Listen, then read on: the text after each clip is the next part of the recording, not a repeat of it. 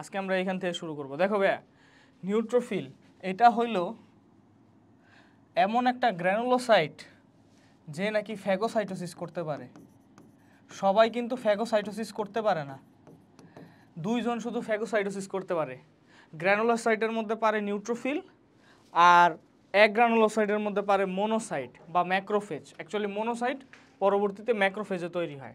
তুমি একটু দেখো ভাইয়া, নিউট্রোফিল যে ফ্যাগোসাইটোসিস করতে পারে, এটার কাহিনী হলো নিউট্রোফিলের এরকম সিউডোপড তৈরি হয়। সিউডোপড মানে বুঝো তো নাকি?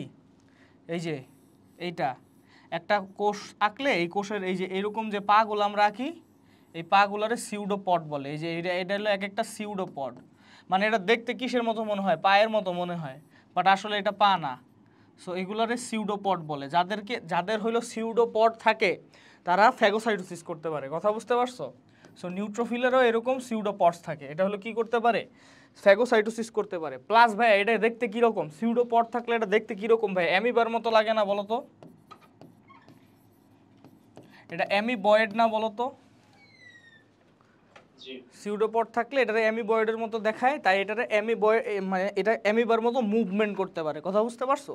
চলাফেরা করতে পারে। অ্যামিবা তো মুভমেন্ট করতে পারে কিভাবে, এটা তো জানোই যে তারা হইলো পা একটা, তার কোষের একটা অংশ আগে বাড়ায় বাড়ায় সিউডোপড তৈরি করে করে করে করে তারপরে মুভমেন্ট করে। সো ওও হইলো মুভমেন্ট করতে পারে। আচ্ছা, এখন আসো দেখো আমি কি বলছিলাম ভাইয়া, কে কে ফ্যাগোসাইটোসিস করতে পারে? নিউট্রোফিল আর কে ভাইয়া? মোনোসাইট। হ্যাঁ, মোনোসাইট অ্যাকচুয়ালি পারে না। মোনোসাইট ব্লাড থেকে বের হয়ে ম্যাক্রোফেজে কনভার্ট হয়, ওইটা হইলো পারে। অ্যাকচুয়ালি মোনোসাইট আর ম্যাক্রোফেজ হইলো সেমই, ঠিক আছে? মোনোসাইটের মানে আগের অবস্থা হইলো মোনোসাইটের পরের অবস্থা হলো ম্যাক্রোফেজ। মোনোসাইট হইলো সে যখন ব্লাডের ভিতরে থাকে তখন তারে বলে মোনোসাইট। সে যখন ফ্যাগোসাইটোসিস করার জন্য ব্লাড থেকে বেরোয় আসে তখন তারে বলে ম্যাক্রোফেজ। এখন ভাইয়া দুইজনই ফ্যাগোসাইটোসিস করতে পারে, কিন্তু দুইজনের মধ্যে কি কি ডিফারেন্স আছে এটা একটু দেখো। দুইজনের মধ্যে আগে কি কি মিল আছে এটা একটু দেখো। দুইজনেরই সিউডোপড আছে, দুইজনই ফ্যাগোসাইটোসিস করতে পারে, দুইজনই অ্যামিবয়েড মুভমেন্ট করতে পারে। এবং মানে ইন্টারেস্টিংলি দুইজনের অ্যামিবয়েড মুভমেন্টের একটা গতি আছে, তাই না? অ্যামিবয়েড মুভমেন্ট মানে কি? অ্যামিবয়েড চলন। এই চলনের তো একটা গতি আছে, তাই না? আচ্ছা, এই গতিটা দুইজনেরই সেম। কত জানো? 40 মাইক্রোমিটার। 40 মাইক্রোমিটার পার মিনিট, ঠিক আছে? এটা দুইজনের ক্ষেত্রেই এই জিনিসটা সেম। এটা হইলো তোমাদের প্রতিরক্ষা চ্যাপ্টারে তুমি পাবা, আমি আগেই পড়াই দিলাম, ঠিক আছে? দুইজনের অ্যামিবয়েড মুভমেন্ট করার ক্ষমতা আছে, আর দুইজনের অ্যামিবয়েড মুভমেন্টের গতি পুরা সেম, ঠিক আছে?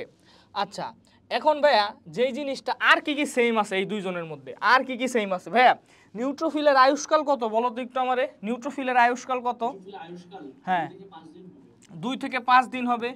তাহলে ম্যাক্রোফেজের আয়ুষ্কাল কত হবে? 2 থেকে 5 দিন, ঠিক আছে? অ্যাকচুয়ালি ম্যাক্রোফেজের আয়ুষ্কাল ভাই আরও বড়। মোনোসাইটের আয়ুষ্কাল ধরা হয়েছে 2 থেকে 5 দিন, ঠিক আছে? আর আমরা কি জানি? আমরা ম্যাক্রোফেজ স্ল্যাশ মোনোসাইট এখানে পড়তেছি। ম্যাক্রোফেজের আয়ুষ্কাল আসলে নির্দিষ্ট করে বলা যায় না যে এটা কত, কারণ দেখা যায় যে তোমার ম্যাক্রোফেজ ব্লাড থেকে বের হয়ে টিস্যুতে যায়, ওইখানে ডরমে মানে ওইখানে বৈশা থাকে, অনেক দিন বৈশা থাকে। কেউ আসলে ফ্যাগোসাইটোসিস করে, না আসলে করে না, বুঝতে পারছো? সো অনেক দিন বসে থাকতে পারে, এমন আছে ফ্যাগোসাইটোসিস করে তাড়াতাড়ি মারা যাইতে পারে। কথা বুঝতে পারছো? সো ম্যাক্রোফেজের আয়ুষ্কাল আসলে নির্দিষ্টভাবে বলা যায় না, ঠিক আছে? কিন্তু মনোসাইটের আয়ুষ্কাল ধরা হয়, তোমার বইয়ে ধরছে 2 থেকে 5 দিন। আমাদের এইটা হলো মিল। তাইলে বলো নিউট্রোফিল আর নিউট্রোফিল আর মোনোসাইট। নিউট্রোফিল হলো একটা দানাদার শ্বেতরক্তকণিকা, আর মোনোসাইট হলো অদানাদার। দুইজনের মধ্যে কি কি মিল আছে?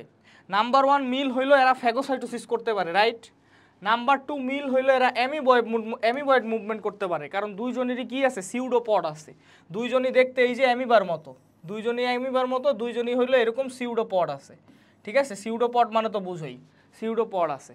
আচ্ছা, আর হইলো দুইজনের অ্যামিবয়েড মুভমেন্টের গতিও কি ভাইয়া? সেম। আর কি কি মিল আছে ভাইয়া? দুইজনের আয়ুষ্কালেও মিল আছে। দুইজনের আয়ুষ্কাল কি? 2 থেকে 5 দিন, ঠিক আছে? দুইজনের আয়ুষ্কাল হলো 2 থেকে 5 দিন। আচ্ছা, এরপরে আসো দুইজনের ফ্যাগোসাইটোসিস দুইজন করতে পারে, কিন্তু দুইজনের মধ্যে কার ফ্যাগোসাইটোসিস করার ক্ষমতা বেশি এটা হলো এখন আমরা জানবো। কার ফ্যাগোসাইটোসিস করার ক্ষমতা বেশি মানে কি জানো? কে কয়টা জীবাণু খায়া তারপরে মারা যায়। দেখো দুইজনই কিন্তু ফ্যাগোসাইটোসিস করে, মানে দুইজনই হলো ওয়ারিয়ার। এখন কে কয়টা সৈন্য মাইরা তারপরে মরে, এটা হইলো কথা, ঠিক আছে? দেখো যেহেতু যেখানে যুদ্ধ হয় ওখানে কিন্তু ও অ্যাকচুয়ালি ফ্যাগোসাইটোসিস করতে করতে নিজেও একসময় মারা যাবে, ও ফ্যাগোসাইটোসিস করতে করতে নিজেও একসময় মারা যাবে, কিন্তু ও কয়টা ব্যাকটেরিয়ারে খায়া মরে যায় আর ও কয়টা ব্যাকটেরিয়ারে খায়া মরে, এটার দুইটার মধ্যে পার্থক্য আছে। কার পাওয়ার বেশি ভাই কি মনে হয়, ম্যাক্রোফেজের পাওয়ার বেশি নাকি তোমার নিউট্রোফিলের পাওয়ার বেশি বলো তো? দেখো হ্যাঁ, ম্যাক্রোফেজের মনে রাখবা পাওয়ার বেশি, কথা বুঝতে পারছো? ম্যাক্রোফেজের পাওয়ার হইলো বেশি, মানে ও হইলো বেশি ব্যাকটেরিয়া গ্রাস করতে পারে। তুমি একটু খেয়াল করো এই জায়গায়, ম্যাক্রোফেজ প্রায় 100টি ব্যাকটেরিয়া গ্রাস করে তারপরে সে মারা যায়। 100টি ব্যাকটেরিয়া গ্রাস করার পর দেখো ব্যাকটেরিয়া গ্রাস করার সময় কি ভাইয়া লাইসোজোম ক্ষরণ করে, লাইসোজোম অনেক ডিস্ট্রাকটিভ এনজাইম ক্ষরণ করে, তো ব্যাকটেরিয়ার পাশাপাশি কি তার নিজের বডিও ক্ষতিগ্রস্ত হইতে থাকে না, নিজের বডিও ক্ষতিগ্রস্ত হইতে থাকে। তো এরকম 100টা ব্যাকটেরিয়া গ্রাস করতে করতে তার বডির এমন ড্যামেজ হয়ে যায় যে সে মারা যায়, ঠিক আছে? ঠিক তেমনই ভাইয়া নিউট্রোফিল দেখো 3 থেকে 20টি ব্যাকটেরিয়া গ্রাস করে। তাহলে ভাইয়া বলো তো এই দুইজনের মধ্যে কার পাওয়ার বেশি? ম্যাক্রোফেজের কি পাওয়ার বেশি? পাওয়ার বেশি, ম্যাক্রোফেজ নিগার পাওয়ার বেশি, আর এই নিউট্রোফিলের পাওয়ার কি কম। এখন ভাইয়া মেইন কথা হইলো এই দুইজনই ফ্যাগোসাইটোসিস করে যখন মারা যায়, ফ্যাগোসাইটোসিস করে মারা যায় পুষ তৈরি করে। পুষ মানে বুঝো? হ্যাঁ, পাস তৈরি করে, পাস। যে কোনো নিউট্রোফিল মারা যায় ও পাস তৈরি করে, আর হলো ম্যাক্রোফেজ মারা যায় ও পাস তৈরি করে। পাস মানে পুজ, ঠিক আছে? পুজ মানে তো বুঝো, ঠিক আছে? কারো হইছে কখনো পুজ? অবশ্যই তো হইছে। কারো পুটকিতে ফোড়া হয় নাই? কি যে বলেন, সবারই হইছে। ঠিক আছে, আচ্ছা এখন আসো তাহলে দেখো এই পেশেন্ট তো এরকম ছোট বাচ্চারা তো অনেক আসে, পাছায় ফোড়া নিয়ে আসে, ঠিক আছে? ওখানে পুজ থাকে। তো পুজ হইলো ভাই কি পাস। হ্যাঁ, আসলে পুজ বলতে আমাদের তো ব্রণ তো সবারই হয়েছে, ব্রণের ভিতর থেকে যেটা বেরোয় ওইটাও পাস। এখন কথা হইলো ভাইয়া, আচ্ছা ব্রণের ভিত্তিতে যেটা বেরোয় ওটা পাস না, ওটা সেবাম, যাই হোক পুজ বুঝো, এটা সাদা সাদা পাসের মতো। এখন এই পাসটা আসলে মেইনলি কি দিয়ে তৈরি? এই পাসটা হইলো ভাইয়া ডেড ডব্লিউবিসি, ডেড ডব্লিউবিসি যারা ফ্যাগোসাইটোসিস করে। কার কে তার মধ্যে কে কে আছে ভাইয়া? নিউট্রোফিল আর কে আছে? ম্যাক্রোফেজ আছে। তাহলে ডেড ডব্লিউবিসি দিয়ে এই পাস তৈরি হয়, পুষ তৈরি হয়। ডেড ডব্লিউবিসি দিয়ে পাস তৈরি হয়, ডেড ডব্লিউবিসির ধ্বংসাবশেষ দিয়ে পাস তৈরি হয়। এখন কথা হইলো ভাইয়া তুমি পাসের মধ্যে কোন সেলটা বেশি পাবা? নিউট্রোফিল বেশি পাবা না ম্যাক্রোফেজ বেশি পাবা? আনসার দাও তো। নিউট্রোফিল তুমি বেশি পাবা, কারণ কি বলতো? ও তাড়াতাড়ি মরা যায়, নিউট্রোফিল তাড়াতাড়ি মরা যায়। তাহলে বেশি নিউট্রোফিল, তাহলে ভাই অ্যাট এ টাইমে বেশি নিউট্রোফিল মরতেছে না ম্যাক্রোফেজ মরতেছে বলো তো? বেশি নিউট্রোফিল মারা যাইতেছে। তবে ও 3 থেকে 20টা দেখো ও আচ্ছা পুজের ছবি আছে এই জায়গায়, ভালো হয়েছে পুজের ছবি নিয়ে আসছে। এটা হলো পুজ ভাই, হ্যাঁ যারা চিনো না, যাদের জীবনে পুজ হয় নাই, এটা হইলো পুজ। এই যে সাদা সাদা যে যা বের হইছে এটা হইলো কি ভাইয়া ডেড মনোসাইট মানে ম্যাক্রোফেজ অর হইলো নিউট্রোফিল। হ্যাঁ, তাহলে ডেড নিউট্রোফিল আর হইলো কি তোমার ম্যাক্রোফেজ মিলে পুজ গঠন করে। কিন্তু পুজের মধ্যে ম্যাক্সিমাম তুমি কি পাবা বলো তো? নিউট্রোফিল পাবা না ম্যাক্রোফেজ পাবা? আনসার হইলো নিউট্রোফিল। কারণ কি? কারণ দেখো তাড়াতাড়ি মারা যায়। ও যদি তাড়াতাড়ি মারা যায় তাহলে ও মৃত কোষের সংখ্যাও কি ওরই বেশি থাকবে, কথা বুঝতে পারছো? দেখো ও 3 থেকে 20টা ব্যাকটেরিয়া গ্রাস করেই মারা যায়, তাহলে কি ও তাড়াতাড়ি মারা যায়? তাড়াতাড়ি মারা গেলে এই জায়গায় ওর সংখ্যাও কি থাকবে? বেশি থাকবে, ঠিক আছে? অন দি আদার হ্যান্ড ওর মরতে অনেক টাইম লাগে। ও 100টি ব্যাকটেরিয়া গ্রাস করে মারা যায়, প্রায় 5 গুণ বেশি টাইম লাগে ওর, ঠিক আছে? তো ওর মরতে যেহেতু অনেক বেশি টাইম লাগে, 5 গুণ বেশি টাইম লাগে, তাই ওর পরিমাণ এখানে 5 গুণ বেশি কম হবে, কথা বুঝতে পারছো? সো ওর পরিমাণ খুবই কম থাকে, বুঝতে পারছো? পুজের মধ্যে ওর পরিমাণ খুবই কম থাকে, বাট থাকে না যে এমন না। বাট যদি কোশ্চেনে আসে যে পুজকে তৈরি করে, অ্যান্সার হইলো তোমার নিউট্রোফিল হইলো পুজ তৈরি করে, ঠিক আছে? আচ্ছা ঠিক আছে, এরপরে আসো। ওরা দেখো কারে কারে গ্রাস করে, দেখো ওরা হলো ভাইরাস ব্যাকটেরিয়া ফাঙ্গাস, এই 3টা জীবাণুরেও গ্রাস করে। ও ভাইরাস ব্যাকটেরিয়া ফাঙ্গাস এই 3টা জীবাণুরে গ্রাস করে। এটা হলো এই দুজনের মধ্যে কমন। কিন্তু ভাইয়া ম্যাক্রোফেজ এক্সট্রা কিছু গ্রাস করতে পারে, বলো তো ম্যাক্রোফেজ এক্সট্রা কি কি গ্রাস করতে পারে? ভাইয়া ম্যাক্রোফেজের সাইজ বড় নাকি নিউট্রোফিলের সাইজ বড় বলো তো? অনেক বড়, ম্যাক্রোফেজের সাইজ অনেক বড়, বুঝছো? হ্যাঁ, ম্যাক্রোফেজের সাইজ হইলো অনেক বড়, ঠিক আছে? মনোসাইটের সাইজটা এমনি বড়। মনোসাইট যখন ব্লাড ভেসেল থেকে বের হয় তখন এটা আরো 5 থেকে 10 গুণ বাইরে যায়। ধরো এটা হলো একটা ব্লাড ভেসেল, এটার মধ্যে একটা সেল আছে নাম হলো মনোসাইট। ও ব্লাড ভেসেল থেকে যখন বের হয় ওর সাইজ আরও 5 থেকে 10 গুণ এরকম বাইরে যায়, তখন এটার নাম, যখন ব্লাড ভেসেলে থাকে তখন এটার নাম মনোসাইট। যখন সে টিস্যু স্পেসে চলে আসে, দেখো ব্লাড ভেসেল থেকে বেরোইলেই কি টিস্যু স্পেস, টিস্যুর ভিতরে চলে আসলো। সো টিস্যুর ভিতরে যখন চলে আসে তখন এটার নাম হয়ে যায় ম্যাক্রোফেজ, এবং ম্যাক্রোফেজ কিন্তু মনোসাইট থেকে 5 থেকে 10 গুণ বেশি বাইরে যায়, ঠিক আছে। সো ম্যাক্রোফেজের সাইজ কিন্তু অনেক বড়। যেহেতু ভাইয়া ম্যাক্রোফেজের সাইজ বড়, ও কি আরও বেশি বড় বড় কোষও ভক্ষণ করতে পারবে। দেখো ও ভাইরাস ব্যাকটেরিয়া ফাঙ্গাস ভক্ষণ করতে পারে, ও ভাইরাস ব্যাকটেরিয়া ফাঙ্গাস ভক্ষণ করতে পারে, কিন্তু যেহেতু ওর সাইজ অনেক বড়, তাহলে কি ও আরও এক্সট্রা বেশি বড় বড় কোষ ভক্ষণ করতে পারে না, বলো তো। আচ্ছা তোমরা যে এতদিন পড়ছো, বলো তো ম্যাক্রোফেজ এই ভাইরাস ব্যাকটেরিয়া ফাঙ্গাস ছাড়া আর কি কি ফ্যাগোসাইটোসিস করতে পারে? হ্যাঁ হ্যাঁ, আরবিসি ফ্যাগোসাইটোসিস করে। আমরা কি পড়ছিলাম, কাফফার কোষ, এটা কি যকৃতের ম্যাক্রোফেজ না, বলো তো। তাহলে এটা ফ্যাগোসাইটোসিস করতে পারে, আরবিসি ফ্যাগোসাইটোসিস করতে পারে। প্লাস ভাইয়া প্লাজমোডিয়াম ভাইভ্যাক্স, প্লাজমোডিয়ামের সাইজও কিন্তু প্রায় আরবিসির, যে বইছে আবার বইছে দেখ সরা, হ্যাঁ হ্যাঁ প্লাজমোডিয়াম ভাইভ্যাক্স, প্লাজমোডিয়ামের সাইজও কিন্তু তোমার অনেক বড়। তো প্লাজমোডিয়ামকেও সে কি করতে পারে, ফ্যাগোসাইটোসিস করতে পারে। আমরা মনে আছে পড়ছিলাম প্লাজমোডিয়াম কি সাইনোসয়েডাল ক্যাপিলারি দিয়ে বাইরে যেতে পারে, আরবিসিও কিন্তু বাইরে যেতে পারে। তো সাইজ কিন্তু কম্প্যারিজন করতে পারো। সো মনে রাখবা ম্যাক্রোফেজ এক্সট্রা দুইটা জিনিস ফ্যাগোসাইটোসিস করে, সেটা কি ভাইয়া, প্লাজমোডিয়াম আর আরবিসি। নিউট্রোফিল কি কখনো আরবিসি ফ্যাগোসাইটোসিস করতে দেখছো? না। আমরা কিন্তু আরবিসির গ্রেভিয়ার্ড, যেটা হইলো তোমার আরবিসির গ্রেভিয়ার্ড কোনটা, তোমার প্লিহা আর হইলো যকৃৎ, ওই জায়গায় কিন্তু তোমার ম্যাক্রোফেজ যে আরবিসিরে ভক্ষণ কইরা আরবিসি ধ্বংস করছিল, মনে আছে তোমাদের এই মেকানিজমটা? ম্যাক্রোফেজ যে আরবিসিরে ধ্বংস করছিল, ঠিক আছে। কিন্তু আমাদের এই তোমার প্লাজমোডিয়ামরেও ওই ধ্বংস করতে পারে, কিন্তু আমাদের নিউট্রোফিল কিন্তু আরবিসিরে ধ্বংস করে নাই। সো নিউট্রোফিল হইলো ভাইরাস ব্যাকটেরিয়া ফাঙ্গাস, আর ম্যাক্রোফেজ হইলো virus bacteria fungus plus plasmodium আর আরবিসি, এটা মনে রাখবা। এখন আসো ভাইয়া, নিউট্রোফিল এইটা ধরো, এই যে এটা ধরো একটা ব্লাড ভেসেল, হ্যাঁ এটা একটা ব্লাড ভেসেল, আর এগুলা কি ভাইয়া, টিস্যুর কোষ না, এগুলো হলো টিস্যুর সেল, টিস্যু সেলস। ব্লাড ভেসেলের আশেপাশেই তো টিস্যু সেলস থাকবে, তাই না, টিস্যু সেলস, এই যে এইগুলা হলো টিস্যু সেলস। আচ্ছা এইগুলো তাহলে টিস্যু সেলস। তুমি এখানে দেখছো একটা কি আছে, এখানে আছে একটা ব্যাকটেরিয়া, ঠিক আছে। আচ্ছা এখন এই ব্যাকটেরিয়া সাপোজ আমি এখন যেটা পড়াবো এটা হলো ডায়াপেডিসিস, এটা আগে আমি বলতেছি এটার মানে কি, ঠিক আছে। এটার মানে কি, ডায়াপেডিসিস মানে কি, দেখো ডায়াপেডিসিস মানে হইলো, ধরো এই ব্যাকটেরিয়া এই কোষটারে ধ্বংস করছে, এখন নিউট্রোফিল বা যে কোনো ডব্লিউবিসি যেই প্রক্রিয়ায় এই ব্লাড ভেসেল থেকে এই টিস্যু স্পেসে বাইরে আসে, ওই প্রসেসটারে কি বলে ভাইয়া, ডায়াপেডিসিস, ঠিক আছে। প্রসেসটারে কি বলে, ডায়াপেডিসিস। নিউট্রোফিল বা যে কোনো ডব্লিউবিসি যেই প্রক্রিয়ায় হইলো ব্লাড ভেসেল থেকে বাইরে আসে, ওই প্রক্রিয়াটারে বলে ডায়াপেডিসিস। ডায়া শব্দের অর্থ কি ভাইয়া বলো তো, কেউ দুই বইল না, হ্যাঁ কেউ দুই বইল না। ডায়া শব্দের অর্থ হলো কি, অ্যাক্রস। যেমন আমরা পড়ছিলাম, কোথায় পড়ছিলাম বলো ডায়া কথাটা, ডায়া বলো কই পড়ছিলাম না, ডায়াকাইনেসিস, তাই না।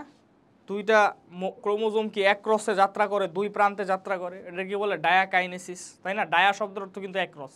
ডায়া আর ডাই কিন্তু সেম না, ডাই মানে হলো দুই, ডায়া মানে এক ক্রস। পেডিসিস মানে কি ভাই, পোডা মানে কি বলো তো, পা, তাহলে পেডিসিস মানে পা। তাহলে এটার নাম ডায়াপেডিসিস কেন বলছে জানো, এই ডব্লিউবিসি দেখো, ডায়াপেডিসিস মানে কি দেখো, এই ডব্লিউবিসি দেখো, এই যে ব্লাড ভেসেল থেকে বের হয়ে যাওয়ার প্রক্রিয়ারে বলে ডায়াবেটিস। এই যে ডব্লিউবিসি এই ব্লাড ভেসেল থেকে এরকম স্কুইজ করে বের হয়ে গেল, এই প্রক্রিয়ারে বলে ডায়াবেটিস। এই স্কুইজ করে বের হয়ে কই যায়, টিস্যু স্পেসে যায়। এখন ধরো ও কেমনে বের হয় জানো, ও হইলো ধরো ও একটা নিউট্রোফিল, হ্যাঁ ও একটা নিউট্রোফিল। এখন এ হইলো এদিকে আসে, আইসা সে কী করে জানো, তার এক বডির একটা অংশ, এই যে দুইটা এন্ডোথেলিয়াল সেলের মাঝখানে গ্যাপ থাকে না, গ্যাপ তো থাকে না, ধরো দুইটা হইলো একদম লাগানো, কিন্তু সে জোর কইরা গ্যাপ তৈরি কইরা এই জায়গা দিয়ে তার পাটা ঢুকায় দেয়। পাটা ঢুকাই দিলে তার এমন লাগবে, তাই না ভাইয়া বলো তো, বুঝতে পারছো। সো পাটা ঢুকাই দেয়, পাটা ঢুকা দিয়ে পরে সে পুরা মানে নিজেরে পুরা বাইর করে নেয় এই জায়গা থেকে, কথা বুঝতে পারছো এটা কেমনে হয় দেখো, দেখো কিভাবে ডায়াপেটিসিস প্রক্রিয়াটা হয়। ফার্স্ট অফ অল ডায়াপেটিসিস হবে কেন, কেন ডায়াপেটিসিস হবে? নর্মালি এরা তো তোমার ইসেই থাকে, হ্যাঁ নর্মালি এরা হইলো তোমার ব্লাড ভেসেলের মধ্যেই থাকে, কিন্তু দেখো এই যে ব্যাকটেরিয়াটা, এই ব্যাকটেরিয়াটা দেখছো সেল ড্যামেজ করলো, দেখলা এই যে এনে সেলগুলার কি করলো, ড্যামেজ করলো না? দেখো তো এই সেলটাকে, হ্যাঁ হ্যাঁ এই সেলের মেমব্রেন ড্যামেজ হইলে কি বের হবে ভাইয়া? সাইটোকাইন্স। আচ্ছা এই এই সাইটোকাইন্স হলো আস্তে আস্তে কি হবে, এনে ছড়ায় যাবে, ছড়ায় ব্যাপন প্রক্রিয়া এই পর্যন্ত আসবে। কথা বুঝতে পারছো? সাইটোকাইন্সগুলো এই যে সাইটোকাইন্সগুলো আছে, এই সাইটোকাইন্স মানে হইলো কি জানো? সেল ড্যামেজ হওয়ার পর যেই কেমিক্যাল সেল থেকে রিলিজ হয় ওইগুলোরই বলে সাইটোকাইন্স। সেল ড্যামেজের প্রোডাক্টরই বলে সাইটোকাইন্স। সেল ড্যামেজ হওয়ার পর যেই কেমিক্যালগুলো সেল থেকে রিলিজ হয় ওটারে সাইটোকাইন্স বলে। আচ্ছা এখন ধরো এই যে সাইটোকাইন্স যে রিলিজ হইলো, এটা কি আস্তে আস্তে ব্যাপন প্রক্রিয়ায় কি ছড়ায় ব্লাড ভেসেলের মধ্যে ঢুকবে, ঢুকার পরে কি তোমার এই নিউট্রোফিলের সংস্পর্শে যাবে, রাইট? আচ্ছা এখন কথা হলো নিউট্রোফিলের সংস্পর্শে গেল, নিউট্রোফিল যা আমরা কেমোট্যাক্সিস প্রক্রিয়া পড়ছি না ভাইয়া? কেমোট্যাক্সিস প্রক্রিয়া মানে কি বলতো?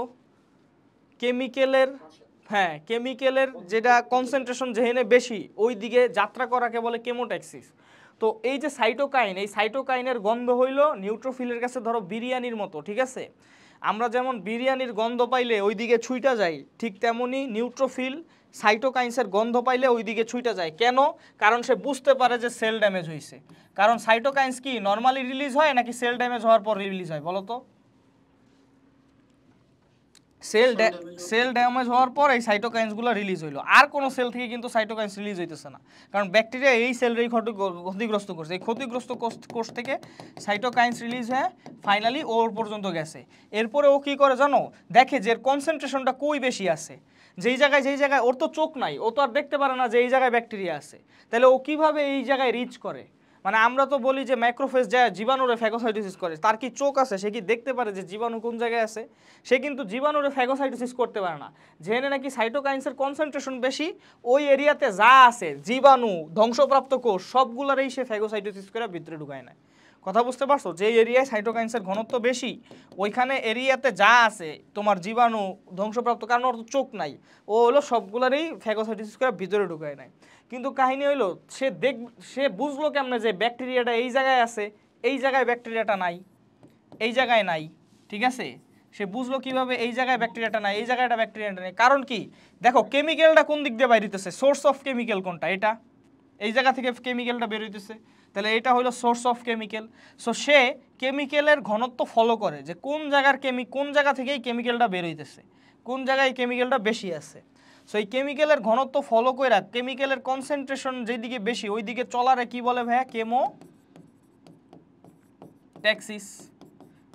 এটা বলে পজিটিভ কেমোট্যাক্সিস, ঠিক আছে? যেখানে কনসেন্ট্রেশন বেশি ওই জায়গায় যাওয়ারে বলে পজিটিভ কেমোট্যাক্সিস। আর কেমিক্যালের কনসেন্ট্রেশন যে জায়গায় কম, বেশি ঘনত্ব থেকে কম ঘনত্বের দিকে যাওয়ারে বলে নেগেটিভ কেমোট্যাক্সিস।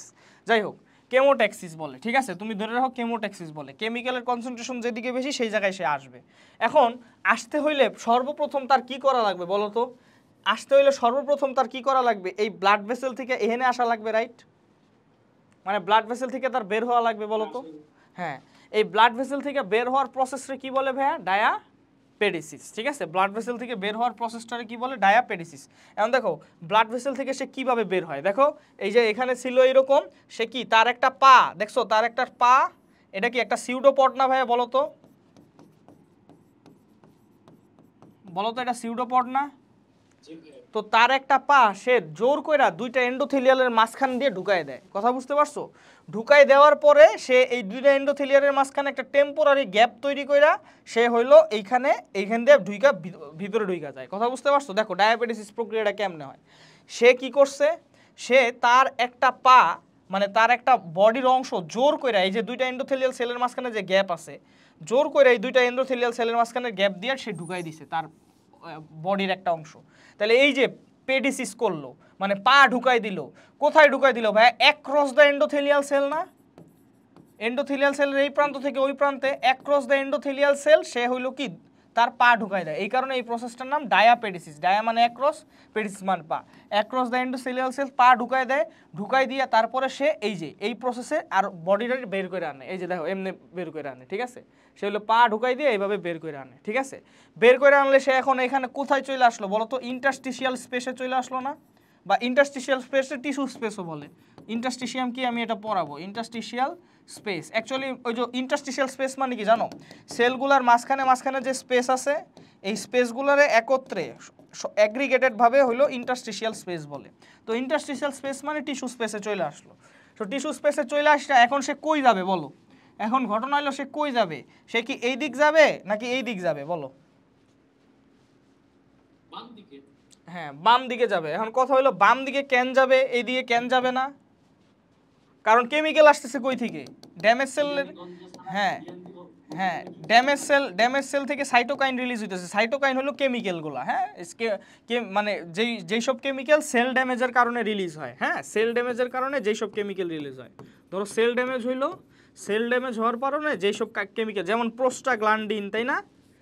প্রোস্টাগ্ল্যান্ডিন, ইন্টারলিউকিন, হ্যাঁ, এগুলো আমরা পড়বো আরও। এগুলো আমরা সাইটোকাইন্সের ডিটেলস আমরা যদি হইলো তোমার এই শর্ট সিলেবাসের বাইরে একটা চ্যাপ্টার আছে প্রতিরক্ষা চ্যাপ্টার, ওইটাতে আমরা পড়বো, ঠিক আছে। প্রোস্টাগ্ল্যান্ডিন, লিউকোট্রিয়েন্স, ঠিক আছে, তারপরে ইন্টারলিউকিন, এগুলা হইলো রিলিজ হয়। এখন এইগুলা রিলিজ হওয়ার পরে এই যে রিলিজ হইতেছে, এখন ভাইয়া এই সাইডের কোনো কোষ কি ক্ষতিগ্রস্ত হয়েছে? এই সাইড থেকে কি কিছু রিলিজ হইতেছে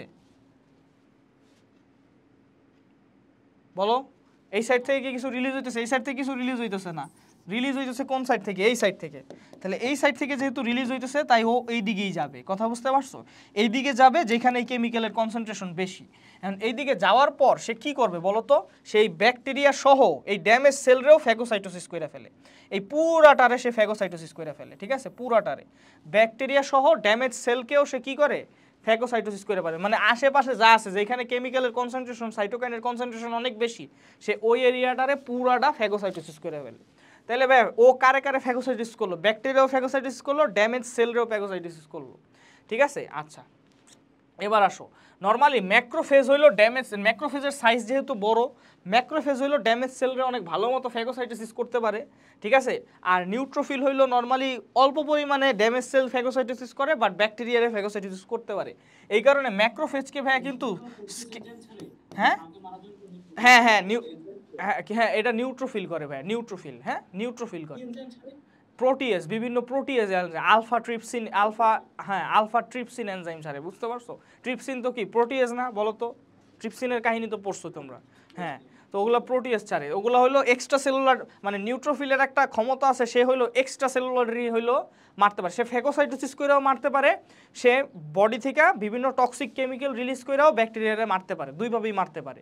দেখো এই যে ফ্যাগোসাইটোসিস করে মারা, এটা কি ইন্ট্রাসেলুলারি মারা না এক্সট্রা সেলুলারি মারা বলো তো? ফ্যাগোসাইটোসিস করে আমি সেলের ভিতরে ঢুকাই নিলাম, তাহলে কি এটা ইন্ট্রাসেলুলার হয়ে গেল, তাই না? ফ্যাগোসাইটোসিস কোনো একটা কিছুরে ফ্যাগোসাইটোসিস করলে ওটা সেলের ভিতরে ঢুকা যায়, এরপরে তুমি ওটার মারো, তাহলে এটা ইন্ট্রাসেলুলার ডাইজেশন বলে। কথা বুঝতে পারছো? আর যদি কোনো টক্সিক কেমিক্যাল রিলিজ করে তুমি কাউরে মারো, তাহলে ওটারে বলে এক্সট্রা সেলুলার ডাইজেশন। তো নিউট্রোফিল আবার এক্সট্রা সেলুলার ডাইজেশনও করে। বাট এই যেই পয়েন্টে আমি আসতে চাইছি, ম্যাক্রোফেজ কিন্তু ড্যামেজ সেলও খাইতে পারে, হ্যাঁ। নিউট্রোফিল খুবই অল্প পরিমাণে খাইতে পারে, বাট ম্যাক্রোফেজ পুরো ড্যামেজ সেল খায়া, ড্যামেজ সেল খাইলে কি এই জায়গাটা পরিষ্কার হয়ে যাবে না ভাইয়া বলো তো? বলো, হ্যাঁ পরিষ্কার। এই কারণে ম্যাক্রোফেজকে স্ক্যাভেঞ্জার কোষও বলে, স্ক্যাভেঞ্জার কোষ। স্ক্যাভেঞ্জার মানে তো জানো নাকি? স্ক্যাভেঞ্জার সেল বলে। স্ক্যাভেঞ্জার মানে তো জানো নাকি? স্ক্যাভেঞ্জার মানে কি বলো? সবাই ইংলিশ ভার্সন তোমরা, বাংলা বলো।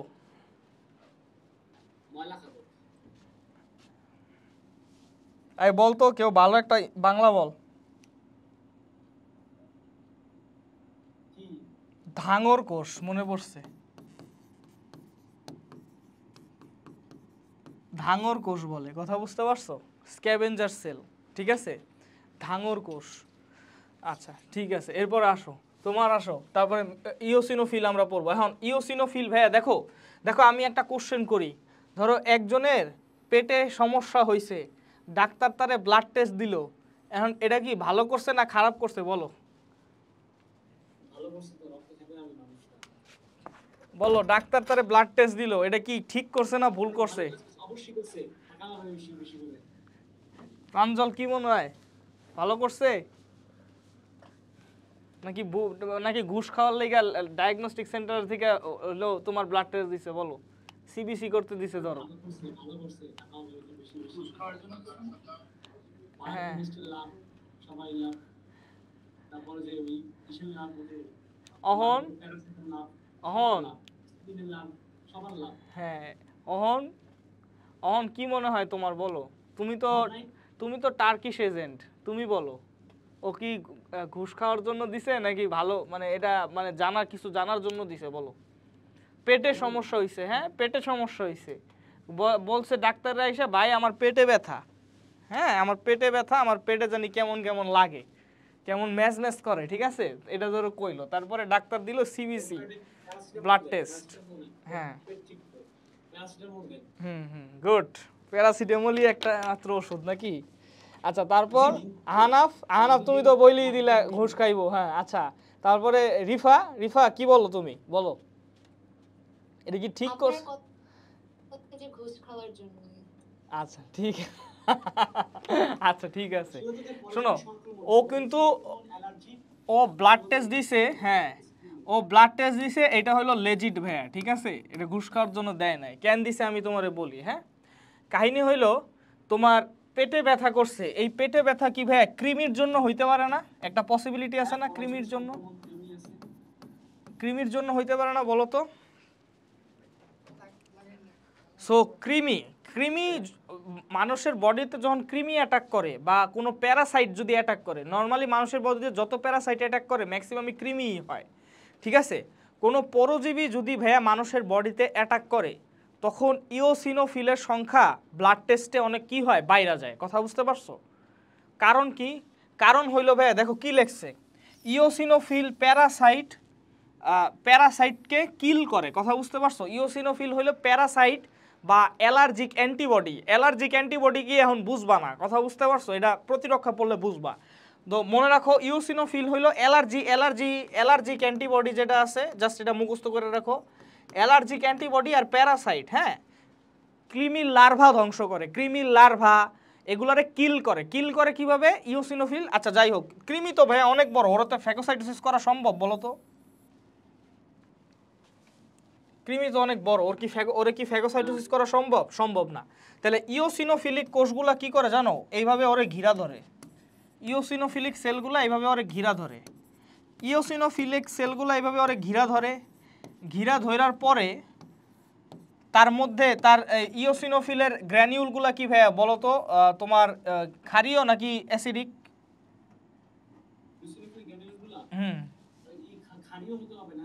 হ্যাঁ অ্যাবসোলুটলি, এটার গ্র্যানিউলগুলো হলো ক্ষারীয়, ঠিক আছে। তো এই ক্ষারীয় গ্র্যানিউলগুলো কি করে জানো? ও ক্ষারীয় গ্র্যানিউল যেমন এমন একটা প্রোটিন আছে, নাম হলো মেজর বেসিক প্রোটিন, ওটা হলো বেসিক প্রোটিন, ওটার নামই বেসিক প্রোটিন। তাহলে অবশ্যই এটা কি হবে? ক্ষারীয় হবে। ওটা হলো তোমার ইওসিনোফিলের গ্র্যানিউলের মধ্যে থাকে। তো ইওসিনোফিল করে এইভাবে কৃমিরে ঘিরা ধরে, ঘিরা ধরার পর এই যে প্রোটিনগুলো আছে, মানে যেগুলো ডিস্ট্রাকটিভ প্রোটিন এই গ্র্যানিউলগুলোর মধ্যে আছে, এই ডিস্ট্রাকটিভ প্রোটিনগুলো ওইগুলো রিলিজ করে, কথা বুঝতে পারছো? এখন ওইগুলো যদি রিলিজ করে চারদিক থেকে, তাহলে কৃমিটা কি হয়ে যাবে? ধ্বংস হয়ে যাবে না বলো তো? তো এইভাবে হইলো ইওসিনোফিল হইলো কি করে? কৃমি ধ্বংস করে, কথা বুঝতে পারছো? চারদিক থেকে ঘিরা ধরে, ঘিরা ধরে কৃমি ধ্বংস করে। তাহলে ভাইয়া যখন নাকি তোমার বডিতে কৃমি অ্যাটাক করবে তখন তোমার বডি ডিফেন্স মেকানিজম হিসেবে ইওসিনোফিলের সংখ্যা বাড়াবে না কমাবে বলো? দেখো কৃমি অ্যাটাক করছে, কৃমিরে কে মারতে পারে? ইওসিনোফিল মারতে পারে। তাহলে ইওসিনোফিলের সংখ্যা কি বাড়াইতে হবে না কমাইতে হবে বলো? বাড়াইতে হবে, ঠিক আছে। কারণ কৃমি অ্যাটাক করলে কৃমিরে কে মারতে পারে? ইওসিনোফিল মারতে পারে। ইওসিনোফিলের গ্র্যানিউল থেকে যেই প্রোডাক্টগুলো বের হয় ওগুলো কৃমিরে ডাইজেশন করে, কৃমির লার্ভারে ডাইজেশন করে, অ্যালার্জিক অ্যান্টিবডি ধ্বংস করে। তাহলে ভাই অ্যালার্জি হইলে অ্যালার্জিক অ্যান্টিবডি যেগুলো অ্যালার্জি করে, ঠিক আছে, অ্যালার্জি মানে তো বুঝো, অ্যালার্জিক অ্যান্টিবডি হলো সেইগুলো যেগুলো নাকি অ্যালার্জি করে। তোমার বডি নিজে নিজেই কিছু অ্যান্টিবডি প্রডিউস করে, এটা হলো আইজিই, অ্যাকচুয়ালি আইজিই, এটারে অ্যালার্জিক অ্যান্টিবডি বলে, কথা বুঝতে পারছো? অনেকগুলো পড়ছি না আমরা, আইজিজি, আইজিএ, আইজি, এগুলো পড়ছি না ভাইয়া, ইমিউনোগ্লোবুলিন ই, ওইটা হলো অ্যালার্জিক অ্যান্টিবডি। তো এটারে ভাইয়া কি করতে পারে? নষ্ট করতে পারে, ঠিক আছে। নর্মালি অ্যালার্জি হইলে অথবা প্যারাসাইট আক্রমণ করলে তোমার কি ইওসিনোফিলের সংখ্যা কি করতে হবে, বাড়াইতে হবে। কারণ অ্যালার্জি রিডিউস করা বা প্যারাসাইট ধ্বংস করা মানে কৃমিরে ধ্বংস করা এটা কে পারে, ইওসিনোফিল পারে। তো তোমার বডিতে যখন কৃমি আক্রমণ করবে তোমার বডি ডিফেন্স মেকানিজম হিসেবে কি বাড়াই দিবে, ব্লাডের ভিতরে ইওসিনোফিলের সংখ্যা কি করবে, বাড়াই দিবে। কথা বুঝতে পারছো? ইওসিনোফিলের সংখ্যা বেড়ে যাওয়াকে কি বলে বলো তো ভাইয়া? ইওসিনোফিলের সংখ্যা বেড়ে যাওয়াকে কি বলে? ইওসিনোফিলিয়া। ইওসিনোফিলিয়া। যেগুলোর মধ্যে ফিল আছে সবগুলো ফিলিয়া লাগাবা, যেগুলোর মধ্যে সাইট আছে ওইগুলোর মধ্যে সাইটোসিস লাগাবা। ইওসিনের মধ্যে কি কোনো সাইট আছে? সাইট কথাটা আছে নাই, তাহলে এটারে বলবা ইওসিনোফিলিয়া। নিউট্রোফিল বাইরে যাওয়ার সংখ্যারে কি বলে ভাই বলো তো? নিউট্রোফিলিয়া, মানে স্বাভাবিকের চেয়ে বাইরে গেছে তাহলে নিউট্রোফিলিয়া বলে। তোমার এরপরে কি আছে, বেসোফিল বেড়ে যাওয়ার সংখ্যারে কি বলে ভাইয়া বলো তো? বেসোফিলিয়া। আচ্ছা, আর ওইদিকে ভাই অ্যাগ্রানুলার সাইটে কি ছিল ভাইয়া বলো তো? মনোসাইট বেড়ে যাওয়ার কি বলে বলো তো? সাইটোসিস। ঠিক আছে, সাইটোসিস। লিম্ফোসাইট বেড়ে যাওয়ারে কি বলে বলো তো? লিম্ফোসাইটোসিস। ঠিক আছে। আচ্ছা, কোনটা সবচেয়ে রেয়ার ভাইয়া? এটা সবচেয়ে রেয়ার, কারণ কি জানো, এটার পার্সেন্টেজই থাকে 1%-এর মতো, লেস দেন 1% থাকে আমাদের। হ্যাঁ হ্যাঁ, 0.5 থেকে 1%। ইভেন খুবই লাকি হইলে তুমি ব্লাড স্মিয়ারে বেসোফিল দেখতে পাবা। আমি এই পর্যন্ত একটা বেসোফিলও দেখি নাই ব্লাড স্মিয়ারে। কথা বুঝতে পারছো? হ্যাঁ, এটা অনেক কম থাকে কোর্সটা। ঠিক আছে, যে কোনো ব্লাড স্মিয়ারে আমি এই পর্যন্ত একটা বেসোফিলও পাই নাই। খুবই লাকি হইলে, হ্যাঁ খুবই লাকি হইলে তুমি বেসোফিল পাবা। কথা বুঝতে পারছো? আচ্ছা, যাই হোক, এটা অনেক কম থাকে। তো বেসোফিলিয়া অনেক হলো তোমার রেয়ার ঘটনা। কথা বুঝতে পারছো? তো বুঝতে পারছো তো ইওসিনোফিলিয়া মানে কি ভাইয়া? ইওসিনোফিলের যে সংখ্যা আছে এটা স্বাভাবিকের থেকে বেড়ে যাওয়া। নিউট্রোফিলিয়া মানে কি? নিউট্রোফিলের সংখ্যা স্বাভাবিকের থেকে বেড়ে যাওয়া। মনোসাইটোসিস মানে কি? তোমার মনোসাইটের সংখ্যা স্বাভাবিক, লিম্ফোসাইটোসিস মানে লিম্ফোসাইটোসিস সংখ্যা স্বাভাবিকের থেকে। এখন ভাইয়া ধরো সব কিছু তুমি ব্লাড রিপোর্ট দেখলা, সিবিসি দেখলা, সিবিসিতে দেখলা যে নিউট্রোফিলিয়া নাই, নিউট্রোফিল নর্মাল আছে, মনোসাইট নর্মাল আছে, লিম্ফোসাইট নর্মাল আছে, ইওসিনোফিল বাইরে গেছে, তখন তুমি কি বুঝবা বলো তো? আইদার ওর কি হয়েছে, অ্যালার্জি হয়েছে, অথবা ওর কি হয়েছে, প্যারাসাইটিক ইনফেকশন হয়েছে। এই কারণেই ওর কি হয়েছে, বেড়ে গেছে। তাহলে ভাইয়া ডাক্তার যে ব্লাড টেস্ট দিল, রোগ হইল পেডে, টেস্ট দিল ব্লাডে। অদ্ভুত না? আমি এটা দেখছি, অনেকে বের হয়ে গাইলাই। বুঝতে পারছো যে আমার পেডে রোগ হইছে, আমার পেডে রোগ হইছে, কিন্তু রক্ত পরীক্ষা দিছে শালা ঘুষখোর। ঠিক আছে, তো রোগ হইছে পেডে, টেস্ট দিল ব্লাডে। জিনিসটা অদ্ভুত, অনেকের কাছেই অদ্ভুত। তো বিষয়টা হইলো ভাইয়া যে কাহিনী কি, কাহিনী হইলো ভাইয়া ও ব্লাড টেস্ট দিয়ে কি দেখতে চায়? ও দেখতে চায় যে ইওসিনোফিলের সংখ্যা কি বাড়ছে কিনা। ইওসিনোফিলের সংখ্যা যদি ও দেখে বাইরে গেছে, তখন ও কনফার্ম হয়ে যায় যে এই যে ওর পেটে ব্যথাটা, এই যে ওর পেটে সমস্যাটা, এই পেটের সমস্যাটা কিসের কারণে হয়েছে ভাইয়া? প্যারাসাইটিক ইনফেকশনের কারণে হয়েছে। বুঝতে পারছো? ও কনফার্ম হয়ে যায়, তখন সে অ্যান্টি প্যারাসাইটিক ড্রাগ তারে দেয়। কথা বুঝতে পারছো? তো এবার বুঝতে পারছো কাহিনী, ঘটনা কি বুঝতে পারছো? আচ্ছা, এইবার ধরো ভাইয়া সব ঠিক আছে, হ্যাঁ সব ঠিক আছে, ধরো ইওসিনোফিলের সংখ্যাও নর্মাল, ইওসিনোফিলের সংখ্যাও নর্মাল, ব্লাড টেস্ট দিছে, হ্যাঁ পেটে ব্যথা, সেম পেটে ব্যথা, ব্লাড টেস্ট দিছে, ইওসিনোফিলের সংখ্যাও নর্মাল, নর্মাল আছে, সব কিছুর সংখ্যা নর্মাল আছে, কিন্তু নিউট্রোফিল বাইরে গেছে, নিউট্রোফিল এর সংখ্যা বেড়ে গেছে, তাহলে নিউট্রোফিলিয়া দেখা দিছে। তখন ভাইয়া তুমি কি বলবা? Parasitic infection, bacterial infection. Good. তো নিউট্রোফিলের সংখ্যা যখন বেড়ে যায় ভাইয়া, তখন কি হয় জানো?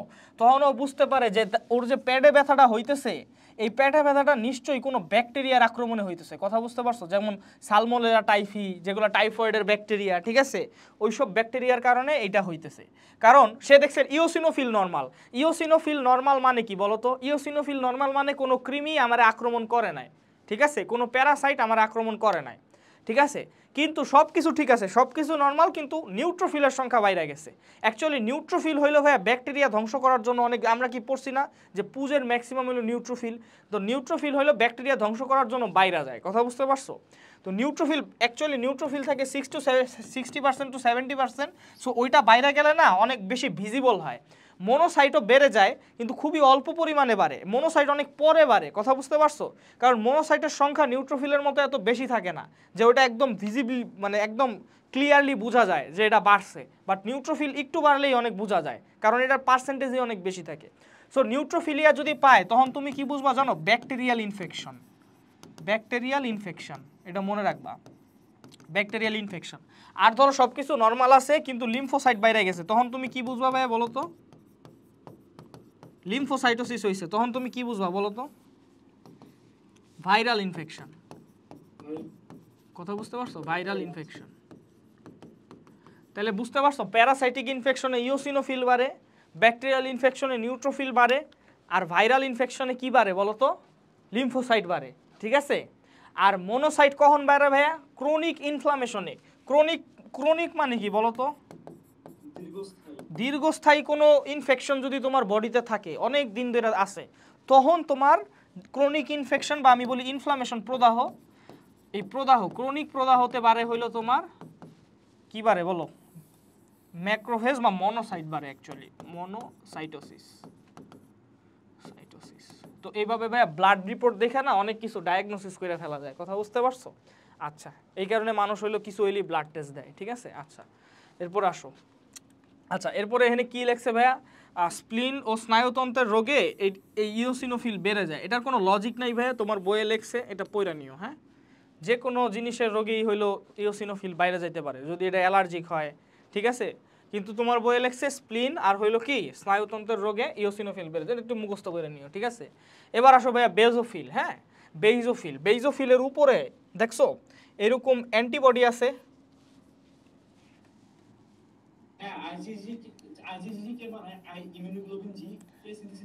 ইমিউনোগ্লোবুলিন জি, ইমিউনোগ্লোবিন, যে কোনো ইমিউনোগ্লোবুলিন সিনথেসিস করে বি লিম্ফোসাইট।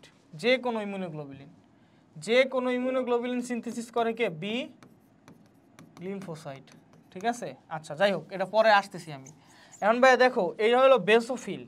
বেসোফিলের উপরে তুমি এইগুলা কি ওয়াই আকৃতির কি দেখা যায়? অ্যান্টিবডি দেখা যায় না ভাই? বলো তো, বলো তো। এগুলা কিন্তু বেজোফিল নিজে সিনথেসিস করে নাই, এটা সিনথেসিস করছে B lymphocyte.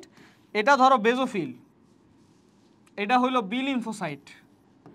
B lymphocyte antibody synthesis করছে, ওইটা আইসা বেজোফিলের উপরে এইভাবে বইসা গেছে। কথা বুঝতে পারছো? আমার কথা বুঝতে পারছো? বেজোফিল এই অ্যান্টিবডিগুলো কি নিজে তৈরি করছে? না, ওটা বি লিম্ফোসাইট তৈরি করছে, কিন্তু ওইটা আইসা বেজোফিলের উপরে বসে গেছে। কারণ কি? কারণ বেজোফিলের এই অ্যান্টিবডিগুলোর জন্য কি আছে? রিসেপ্টর আছে। এই অ্যান্টিবডিগুলোর জন্য রিসেপ্টর আছে, এই কারণে এই রিসেপ্টরের উপরে আইসা অ্যান্টিবডিগুলো বসা যায়। তবে বেজোফিলের উপরে কোন অ্যান্টিবডির জন্য রিসেপ্টর আছে? কোশ্চেন হইল বেজোফিলের উপরে কোন অ্যান্টিবডির জন্য রিসেপ্টর আছে? আনসার কি বলো তো ভাইয়া? ওয়াই আকৃতির এগুলো তো সব অ্যান্টিবডি, এগুলো হইল আইজিই অ্যান্টিবডির জন্য রিসেপ্টর আছে, মনে রাখবা। আইজিই,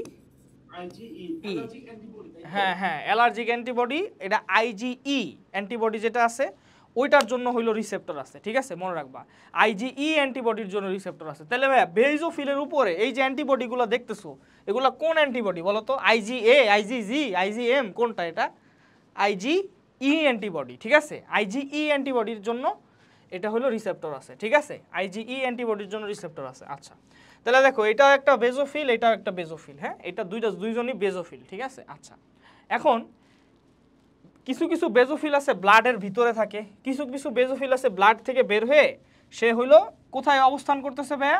টিস্যু স্পেসে অবস্থান করে, তাই না? তো মনে রাখবা, যেই বেজোফিলটা ব্লাড থেকে বের হয়ে টিস্যু স্পেসে অবস্থান করে ওই বেজোফিলটারে আমরা কি বলি? Mast cell. কি বলি ভাই আমরা? মাস্ট কোষ বা মাস্ট সেল। কথা বুঝতে পারছো?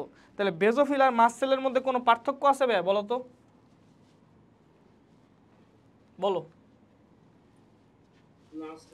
তেমন কোনো পার্থক্য নাই, খালি একটাই পার্থক্য, বেজোফিল কই থাকে ভাইয়া? ব্লাড ভেসেলের ভিতরে থাকে। আর বেজোফিল যদি ব্লাড ভেসেল থেকে বের হয়ে টিস্যু স্পেসে অবস্থান করে, জাস্ট লাইক মনোসাইট। মনোসাইট যদি ব্লাড ভেসেল থেকে বের হয়ে টিস্যু স্পেসে অবস্থান করে ওটাকে কি বলি আমরা? ম্যাক্রোফেজ। ঠিক আছে, তেমনি বেজোফিল যদি ব্লাড ভেসেল থেকে বের হয়ে টিস্যু স্পেসে অবস্থান করে ওটার আমরা বলি মাস্ট সেল। এই কারণে তুমি দেখবা ভাইয়া বেজোফিল হিস্টামিন হেপারিন ক্ষরণ করে, মাস্ট সেলও কি ক্ষরণ করে? হিস্টামিন হেপারিন ক্ষরণ করে। কথা বুঝতে পারছো? দুইজনই সেম জিনিসই ক্ষরণ করে। অ্যাকচুয়ালি তোমরা আলাদা আলাদাভাবে পড়ো, বেজোফিল এক জায়গায় পড়ো, মাস্ট সেল আর এক জায়গায় পড়ো, ভাবো যে দুইটা আলাদা জিনিস, কিন্তু দুইটার মধ্যে একটা জিনিস কমন, দুইটা হিস্টামিন হেপারিন ক্ষরণ করে। কারণ কি? দুইটা সেম জিনিস। কথা বুঝতে পারছো? দুইজনই হইলো হিস্টামিন আর হেপারিন ক্ষরণ করে। হিস্টামিন হইলো ভাইয়া অ্যালার্জি ইনক্রিজ করে। কথা বুঝতে পারছো? অ্যালার্জি ইনক্রিজ করে। আচ্ছা, হিস্টামিন হেপারিন সে কখন ক্ষরণ করবে? যখন নাকি ভাইয়া এই যে অ্যান্টিবডিগুলোর উপর আইসা কোনো জীবাণু বা কোনো অ্যালার্জন বসবে। অ্যালার্জন মানে বুঝো? হ্যাঁ, অ্যালার্জি হইলো ভাইয়া নর্মালি এটারে বলে হাইপার সেন্সিটিভিটি রিয়াকশন। ঠিক আছে, হাইপার সেন্সিটিভিটি মানে কি? ধরো কোনো একটা রোগ হইলে আমাদের বডির ইমিউন সিস্টেম কি রেসপন্স করে না? এই রেসপন্স যদি অনেক এক্সাজারেটেড হয়ে যায়, এক্সাজারেটেড মানে বুঝো অতিরিক্ত বাইরা যায়, মানে ধরো কি বলবো, ধরো একটা মশা মারতে কামান দাগা একটা কথা শুনছো না, যে মশা মারতে ট্যাঙ্ক নিয়ে আইছে, এরকম যদি হয়ে যায় তখন হইলো তোমার এইটারে এই হাইপার সেন্সিটিভিটি রিয়াকশন বলে। তো হাইপার সেন্সিটিভিটি রিয়াকশনের 4টা টাইপ আছে। টাইপ 1 হাইপার সেন্সিটিভিটি রিয়াকশন হলো অ্যালার্জি। অ্যালার্জি কখন হয়? অ্যালার্জি হইলো তখন হয় যখন তোমার বডির যে ইমিউন সিস্টেম এইটা অতিরিক্ত বেশি রেসপন্স করে। আমার কথা বুঝতে পারছো? যেমন অহনের কি আছে, অহনের হইলো এই যে শ্বাসকষ্ট আছে না, হ্যাঁ, এটা কিন্তু একটা অ্যালার্জি। ঠিক আছে, এটা একটা অ্যালার্জি। সো অহন কি হয়, অহন যখন ডাস্টে যায় তখন ওর বডির ইমিউন সিস্টেম ওই ডাস্টগুলোরে প্রিভেন্ট করার জন্য এক্সাজারেটেড রেসপন্স করে, অতিরিক্ত বেশি রেসপন্স করে, যেটা করার কথা না। ঠিক আছে, তো অতিরিক্ত বেশি রেসপন্স করলে তখন ওইটারে অ্যালার্জি বলে। কথা বুঝতে পারছো? যেমন দেখবা অনেকের ওই যে চুলকায় টুলকায় যায়, এটা কেন হয়? এটা হলো ওই তোমার বডি এক্সাজারেটেড রেসপন্স করে, এই কারণে হয়। ঠিক আছে, তো অ্যালার্জি ভাইয়া কখন হয়? যখন নাকি কোনো অ্যালার্জন আইসা, কোনো একটা অ্যালার্জন, নর্মালি ধরো এটা অ্যালার্জন আসলে কারে বলে বলো তো? যেই মলিকিউলটা অ্যালার্জি করে। ধরো এই অ্যালার্জনটা ধরলাম আমি ডাস্ট, ধরো তোমাদের সুবিধার্থে একদম ইজিলি ধরে রাখলাম, ধরো এটা একটা ডাস্ট। এখন এই ডাস্ট আমার জন্য অ্যালার্জন হিসেবে নাও কাজ করতে পারে। কারণ কি? কারণ আমি ডাস্ট সহ্য করতে পারি, তাই এটা ডাস্ট আমার জন্য অ্যালার্জন হিসেবে মানে আমি টলারেট করে ফেলতে পারি। কিন্তু ধরো যাদের হলো ডাস্ট অ্যালার্জি আছে তাদের ক্ষেত্রে এই ডাস্টটা হলো অ্যালার্জন। এখন কেমনে কাহিনী হয়? যখন নাকি ভাই এই অ্যালার্জনটা আইসা, অ্যালার্জন তো একটা কি বলবো অ্যান্টিজেন, তাই না ভাইয়া? অ্যালার্জন মনে রাখবে একটা অ্যান্টিজেন, হ্যাঁ, ফরেন অ্যান্টিজেন। তো এটা আইসা যখন ভাই এই যে এই অ্যান্টিবডির উপরে বসে, আমরা জানি অ্যান্টিবডি কার সাথে বাইন্ড করে ভাই? অ্যান্টিজেনের সাথে বাইন্ড করে না? তো যদি আইজিই অ্যান্টিবডির উপরে আইসা এই অ্যালার্জনটা বসে, তখন এই মাস্ট কোষ থেকে অনেক বেশি পরিমাণে কি খরিত হয় জানো? হিস্টামিন খরিত হয়। অনেক মাস্ট কোষ থেকে অনেক বেশি পরিমাণে হিস্টামিন খরিত হয়। এই হিস্টামিন কি করে ভাই? এই হিস্টামিন হইলো ভেসোডায়ালেশন করে। ভেসোডায়ালেশন মানে তো বুঝো, ব্লাড ভেসেলের ডায়ালেট করে দেয়। ব্লাড ভেসেলের ডায়ালেট করলে এইখান থেকে বিভিন্ন কি রক্তের বিভিন্ন উপাদান বাইরে হয়ে যায়, আরবিসিও বাইরে হয়ে যাইতে পারে। আরবিসি বাইরে হয়ে গেলে ওই যে স্ক্রিনের উপরে কি র্যাশ তৈরি হয় না? দেখবা অনেকের অ্যালার্জির কারণে কি স্কিনের উপরে কি তৈরি হয়? র্যাশ তৈরি হয় না? বুঝতে পারছো? তো হিস্টামিন এইভাবে কি করে? হিস্টামিন মনে রাখবা, হিস্টামিন হলো অ্যালার্জিক প্রতিক্রিয়াতে হলো খরিত হয়। এটা নর্মালি এমন একটা, এটা ইনফ্লামেশনের সময় খরিত হয়। কিন্তু এই ইনফ্লামেশন যদি অতিরিক্ত হিস্টামিন যদি খরিত হয় তখন ইনফ্লামেশনটাও এক্সাজারেটেড হবে। ওই এক্সাজারেটেড ইনফ্লামেশনরেই বলে কি? অ্যালার্জি। নর্মাল ইনফ্লামেশনরে অ্যালার্জি বলে না, এক্সাজারেটেড ইনফ্লামেশনরেই অ্যালার্জি বলে। তো মনে রাখবা মাস্ট কোষ ভাইয়া কিসে হেল্প করে বলো তো ভাইয়া? অ্যালার্জি তৈরি করতে হেল্প করে, মানে হেল্প না, এটা আসলে ড্যামেজ করা। সো মাস্ট কোষ আসলে মনে রাখবা, মাস্ট কোষ হলো হেপারিন আর হিস্টামিনের মধ্যে কোনটা বেশি ক্ষরণ করে ভাইয়া? হিস্টামিন হলো বেশি ক্ষরণ করে। হেপারিন আর হিস্টামিনের মধ্যে হিস্টামিন বেশি ক্ষরণ করে। আর হিস্টামিন কি? আচ্ছা ভাইয়া, তোমরা কি অ্যালার্জি হইলে অ্যান্টিহিস্টামিন ড্রাগ খাও নাই? অ্যান্টিহিস্টামিন খাইছো কখনো?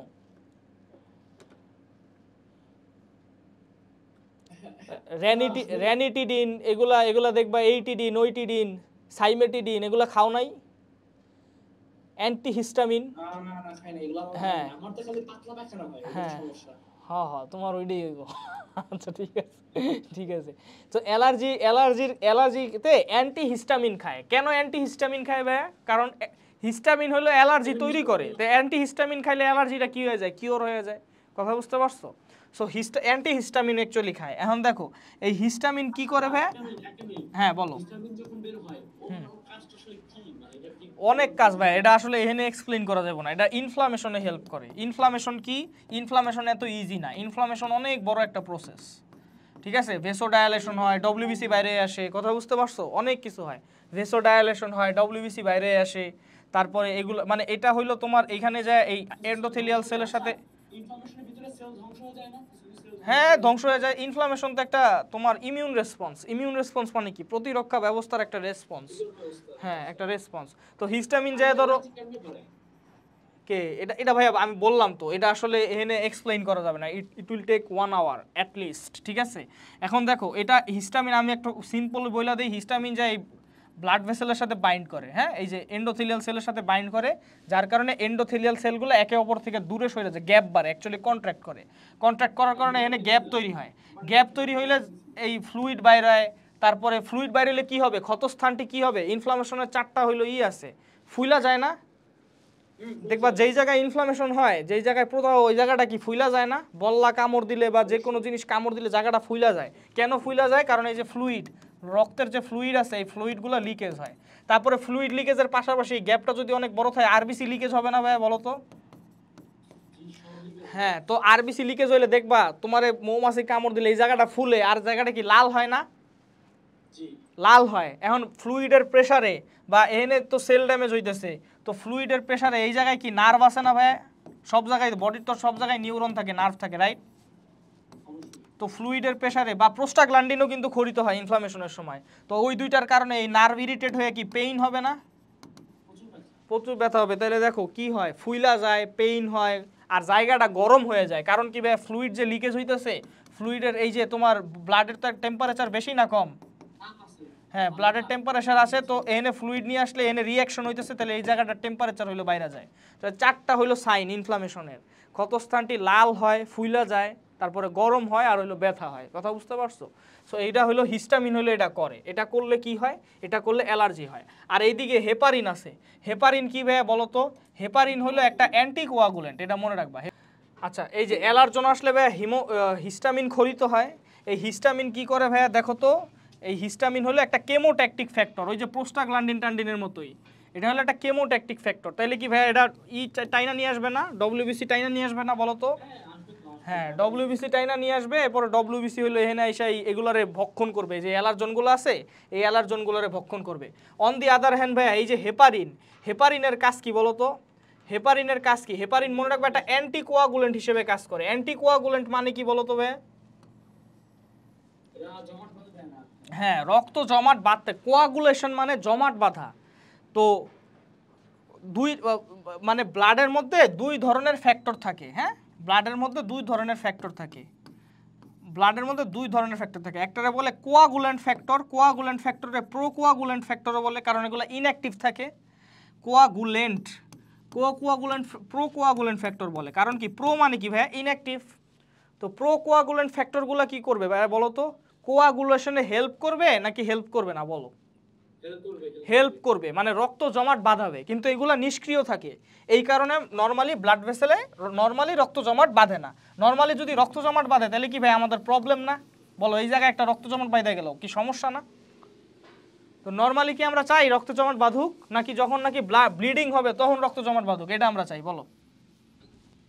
যখন ব্লিডিং হবে তখন রক্ত জমাট বাঁধুক, এটা আমরা চাই, ঠিক আছে? আচ্ছা, সো প্রোকোয়াগুলেন্ট ফ্যাক্টর কি করে ভাইয়া? রক্ত জমাট বাঁধতে হেল্প করে। হ্যাঁ রক্ত জমাট বাঁধতে হেল্প করে, মানে ব্লাড কোয়াগুলেশনে হেল্প করে। ব্লাডে আরও ফ্যাক্টর থাকে যেটা বলে অ্যান্টিকোয়াগুলেন্ট ফ্যাক্টর। অ্যান্টিকোয়াগুলেন্ট ফ্যাক্টর কি করে বলো তো ভাইয়া?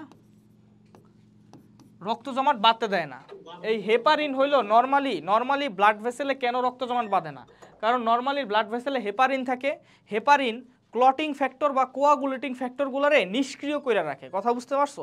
রক্ত জমাট বাঁধার জন্য যে ফ্যাক্টরগুলো আছে ওই ফ্যাক্টরগুলোরে নিষ্ক্রিয় করে রাখে, যার কারণে নর্মালি হইলো হেপারিন হইলো তোমার রক্ত জমাট বাঁধতে দেয় না। হেপারিনের মধ্যে হেপার কথাটা আছে কারণ এটা লিভার থেকে প্রথমে আলাদা করা হয়েছিল। এটা এটা কই থেকে আলাদা করা হয়েছিল ভাইয়া? লিভার থেকে সর্বপ্রথম হেপারিন আলাদা করা হয়েছিল, এই কারণে হেপার কথাটা আছে। হেপারিন একটা অ্যান্টিকোয়াগুলেন্ট, এটা কি ব্লাড ভেসেলে রক্ত নর্মালি যখন ফ্লো হইতে থাকে তখন কি করে, ক্লটিং ফ্যাক্টর যারা আছে, মানে যারা কোয়াগুলেন্ট ফ্যাক্টর আছে, যারা রক্ত জমাট বাঁধতে হেল্প করে, এই ক্লটিং ফ্যাক্টরগুলোকে কি করে, ইনহিবিট করে বা নেগেটিভ সিগন্যাল দেয় বা নিষ্ক্রিয় করে দেয়, যার কারণে কি করে, যার কারণে রক্ত জমাট নর্মালি কি বাঁধে না। ঠিক আছে, আচ্ছা এরপর আসো, তাহলে আমরা এই হেপারিন, হিস্টামিন, এই বেসোফিল নিয়ে আমাদের শেষ। এবার আসো মনোসাইট। মনোসাইটের ব্যাস ভাইয়া 12 থেকে 20 মাইক্রোমিটার, 12 থেকে 15 মাইক্রোমিটার কি সবগুলা কি ছিল বলো তো? ওই ফিল গ্রানুলোসাইটের, হ্যাঁ গ্রানুলোসাইটের ব্যাস ছিল, আর 12 থেকে 17 ছিল খালি ইওসিনোফিলের ব্যাস, আর এটা হলো 12 থেকে হলো কি মাইক্রোমিটার, 12 থেকে 20 মাইক্রোমিটার। এখন আসো ভাইয়া এই মনোসাইট আর লিম্ফোসাইট দুইটা আমাদের এক গ্রানুলোসাইট আছে, তো মনোসাইট আর লিম্ফোসাইট দেখে আমি কিভাবে চিনবো, এটা হলো কথা।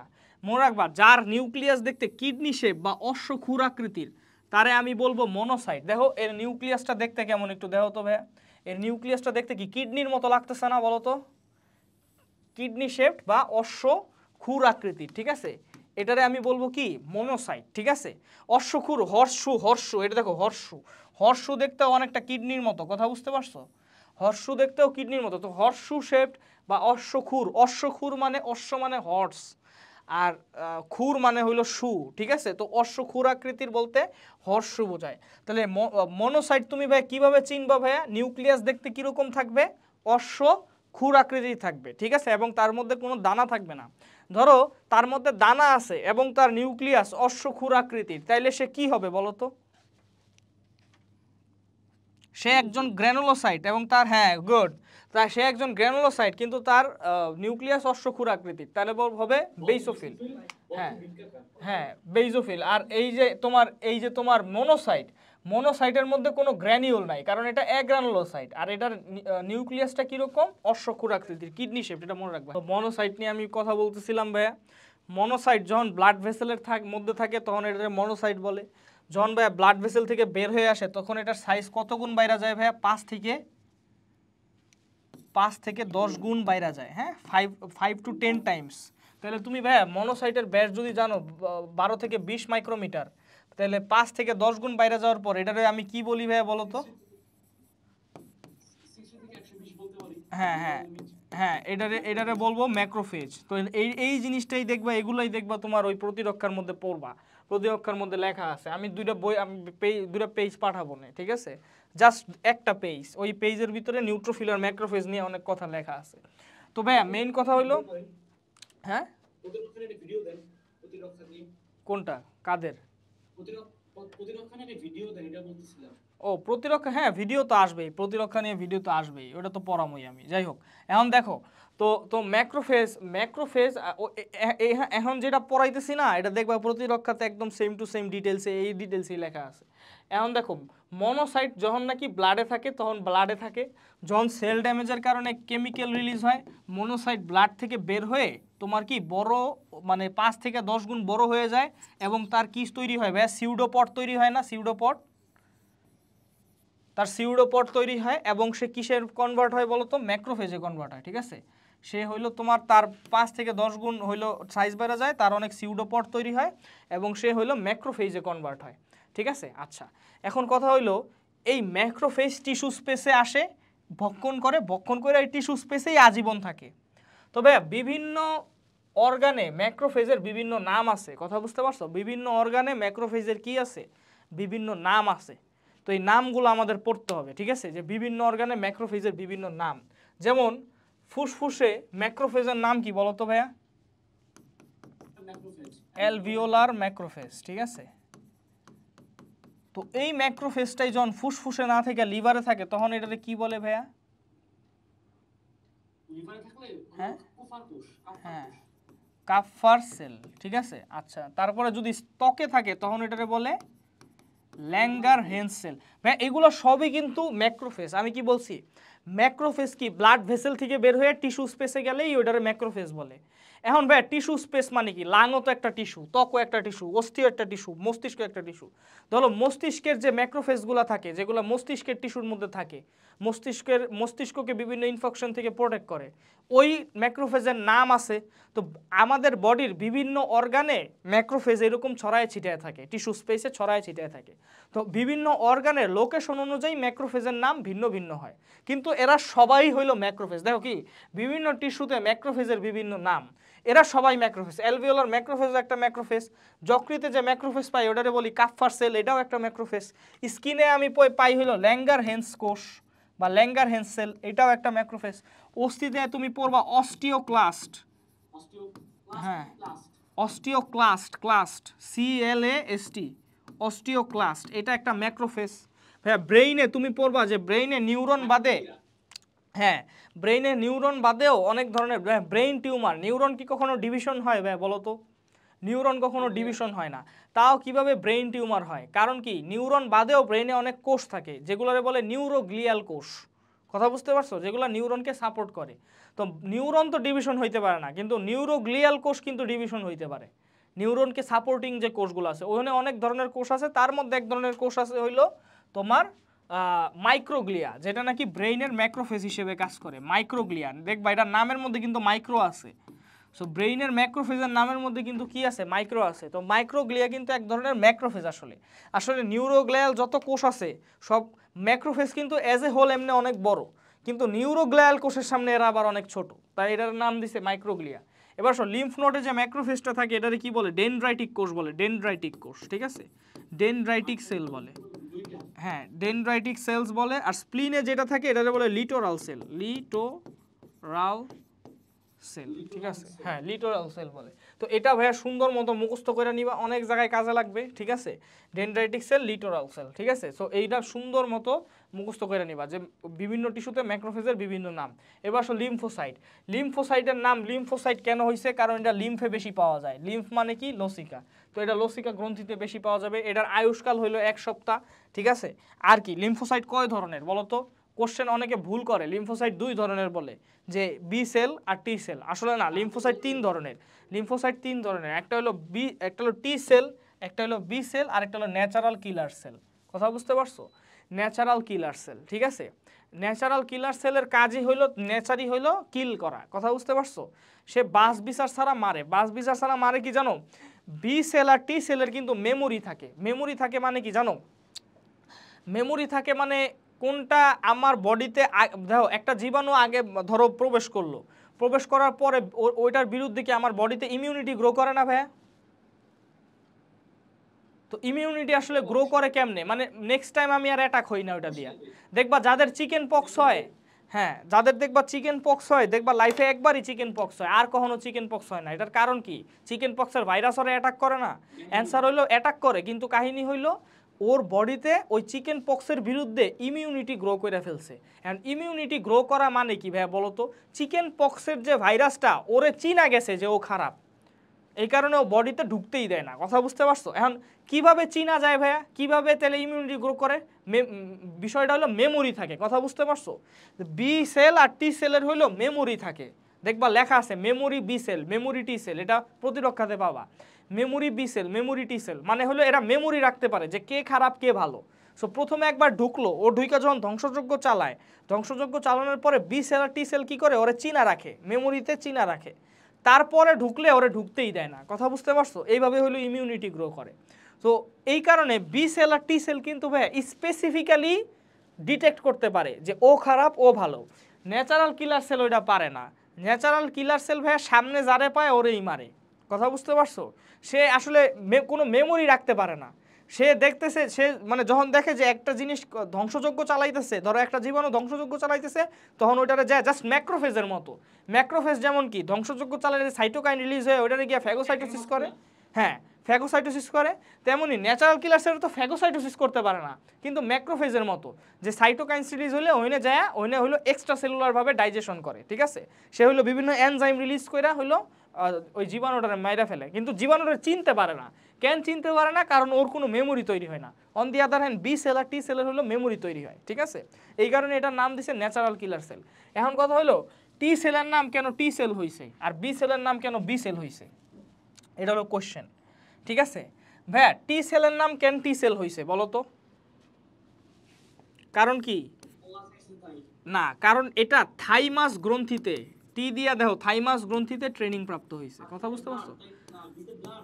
হ্যাঁ, থাইমাস গ্ল্যান্ডে ট্রেনিং পাইছে। এটা ট্রেনিং মানে কি বলো তো ভাইয়া?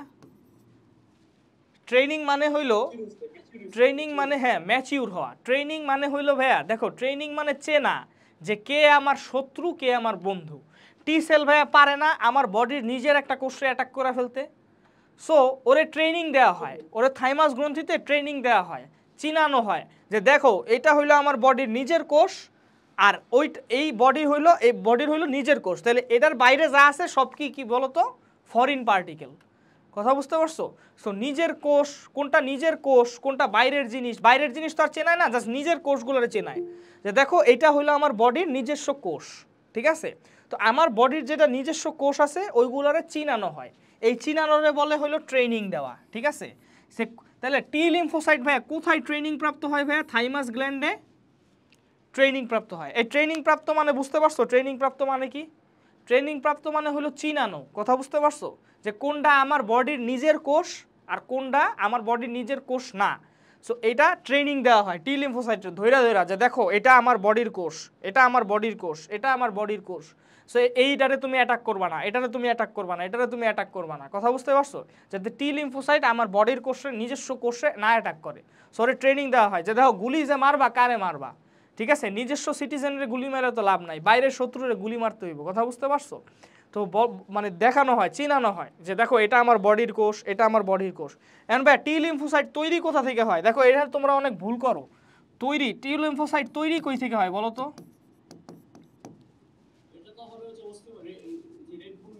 হ্যাঁ, এটা হইলো বোন ম্যারোতে তৈরি হয়, বোন ম্যারোতে তৈরি হয়, বোন ম্যারোতে তৈরি হয়ে তারপরে কই যায়? থাইমাস গ্ল্যান্ডে যায়, কথা বুঝতে পারছো?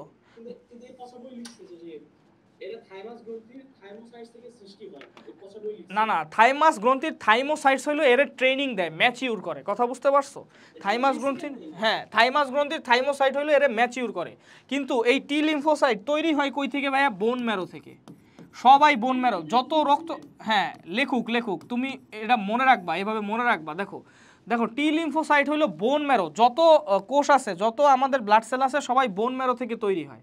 এরপরে বোন ম্যারো থেকে যেটা তৈরি হয় এটা হলো ইমম্যাচিউর টি লিম্ফোসাইট থেকে, ইমম্যাচিউর টি লিম্ফোসাইট, এরপরে এটা ম্যাচিউর হয়। এটা কেমনে ম্যাচিউর হয় ভাইয়া? এটা হইলো দেখো বর্ন ইন কি? Born in bone marrow, ব্রট up in কি? থাইমাস, কথা বুঝতে পারছো? বর্ন ইন বোন ম্যারো মানে জন্ম হয়েছে তার কোথায়? বোন ম্যারোতে, কিন্তু ব্রট আপ কই হয়েছে সে? ম্যাচিউর কোথায় হয়েছে সে থাইমাসে ম্যাচিউর হয়েছে। থাইমাসে যায় চিনছে যে দেখো এটা আমার কোষ, এটা আমার কোষ না, সো এরে বলে টি লিম্ফোসাইট। বি লিম্ফোসাইটে তুমি কি বলবো ভাইয়া? বি লিম্ফোসাইটের নাম কি হয়েছে? বি কেন হয়েছে? কারণ সে বোন ম্যারোতে ট্রেনিং প্রাপ্ত হয়, বোন ম্যারোতে সে ট্রেনিং প্রাপ্ত হয়, বোন ম্যারোতে ট্রেনিং প্রাপ্ত হয়, কথা বুঝতে পারছো? তার মানে কি সে তৈরিও হয় বোন ম্যারোতে এবং ট্রেনিং প্রাপ্তও হয় কই? বোন ম্যারোতে। দেখো born and brought up in কি? বোন ম্যারো, কথা বুঝতে পারছো? সে তৈরিও হয় বোন ম্যারোতে এবং ট্রেনিং প্রাপ্তও কই হয়? বোন ম্যারোতেই হয়, বোন ম্যারোই তারে ট্রেনিং দিয়ে দেয়, কথা বুঝতে পারছো? On the other hand T lymphocyte হইলো ভাইয়া তৈরি হয় বোন ম্যারোতে, বাট এটা ব্রট আপ হয় কি? থাইমাসে। থাইমোসাইট থাকে যেগুলো নাকি টি লিম্ফোসাইটের ডেভেলপমেন্ট বা ম্যাচিউর হইতে হেল্প করে। এটা কি সবাই ক্লিয়ার নাকি? আমারে বলো তো, আমারে বলো সবাই ক্লিয়ার নাকি? দাদু, বিকন দাদু, রিফা, তারপরে আহানাফ, অহন, বলো অহন বলো। আচ্ছা ঠিক আছে। আর ন্যাচারাল কিলার সেল, হ্যাঁ এই যে দেখো এটা হলো ইমম্যাচিউর টি লিম্ফোসাইট, এটা বোন ম্যারো থেকে তৈরি হয়ে আসছে। এটা কি ভাই? থাইমাসের মধ্যে কি আছে বলো তো? থাইমোসাইট। তো থাইমোসাইট কিছু হরমোন রিলিজ করে, এই হরমোনগুলো হলো কি? থাইমোসিন, থাইমোপয়েটিন। এই হরমোনগুলো কি করে জানো? এই ইমম্যাচিউর টি লিম্ফোসাইটের উপরে কাজ করে ওরে চিনাইতে হেল্প করে, বিভিন্ন জিনিস, বিভিন্ন তোমার রিসেপ্টর গ্রো করায়, তো এগুলো করায় ওরে হইলো চিনায়, ট্রেনিং দেয়। মেইন কথা হইলো এই থাইমোসাইট কেমনে ওরে ট্রেনিং দেয়? বিভিন্ন হরমোন রিলিজ করে, যেমন থাইমোসিন একটা হরমোন। সো হরমোন রিলিজ করার কারণে এটা আস্তে আস্তে ট্রেনিং প্রাপ্ত হইতে কিসে কনভার্ট হয় ভাইয়া? ম্যাচিউর টি লিম্ফোসাইটে কনভার্ট হয়, কথা বুঝতে পারছো? এইভাবেই হইলো থাইমাসের ট্রেনিং হয়। আর বোন ম্যারো ট্রেনিং। আর ন্যাচারাল কিলার সেল কি ভাইয়া? ন্যাচারাল কিলার সেল হইলো ধরো একটা, নর্মালি মনে রাখবা, ন্যাচারাল কিলার সেল হইলো ভাইরাস ইনফেক্টেড সেল আর হইলো টিউমার সেলরে ধ্বংস করতে হেল্প করে। ভাইরাস ইনফেক্টেড সেল আর টিউমার সেলরে ধ্বংস করতে হেল্প করে। কেমনে করে? ধরো এই একটা ভাইরাস ইনফেক্টেড সেল, ভাইরাস যখন এটা ইনফেক্ট করে তখন কি ভাইয়া? ভাইরাসের ডিএনএ এটার সাথে ইন্টিগ্রেট করে দেয় না বলো তো? হ্যাঁ লাইসোজেনিক চক্রের মতো ইন্টিগ্রেট করে দেয়। এখন ইন্টিগ্রেট করে দিলে ভাইরাসের ডিএনএ কি তৈরি করব, ভাইরাল প্রোটিন তৈরি করব না? এই ভাইরাল প্রোটিন যে এই সারফেসে এক্সপ্রেস হয়, কথা বুঝতে পারছো? এই ভাইরাল প্রোটিন যেগুলো তৈরি করে ডিএনএ থেকে ট্রান্সক্রিপশন হয়ে কি আরএনএ তৈরি হয়, আরএনএ থেকে ট্রান্সলেশন হয়ে প্রোটিন তৈরি হয়, এই প্রোটিনগুলো যায় সারফেসে এক্সপ্রেসড হয়। সারফেসে এক্সপ্রেসড হওয়ার পর কি হয় জানো? এই যে দেখো ভাইরাল প্রোটিন তৈরি হয়েছে, এই ভাইরাল প্রোটিন যায় এই যে সারফেসে এক্সপ্রেসড হয়েছে, ঠিক আছে? এক্সপ্রেস হওয়ার পরে কি হয় জানো?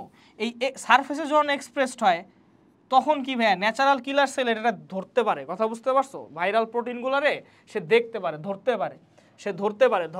ধরার পর সে কি করে জানো? সে এনজাইম ক্ষরণ করে। এখান থেকে ধরো একটা দুইটা এনজাইম ক্ষরণ করে, একটা হলো পারফোরিন।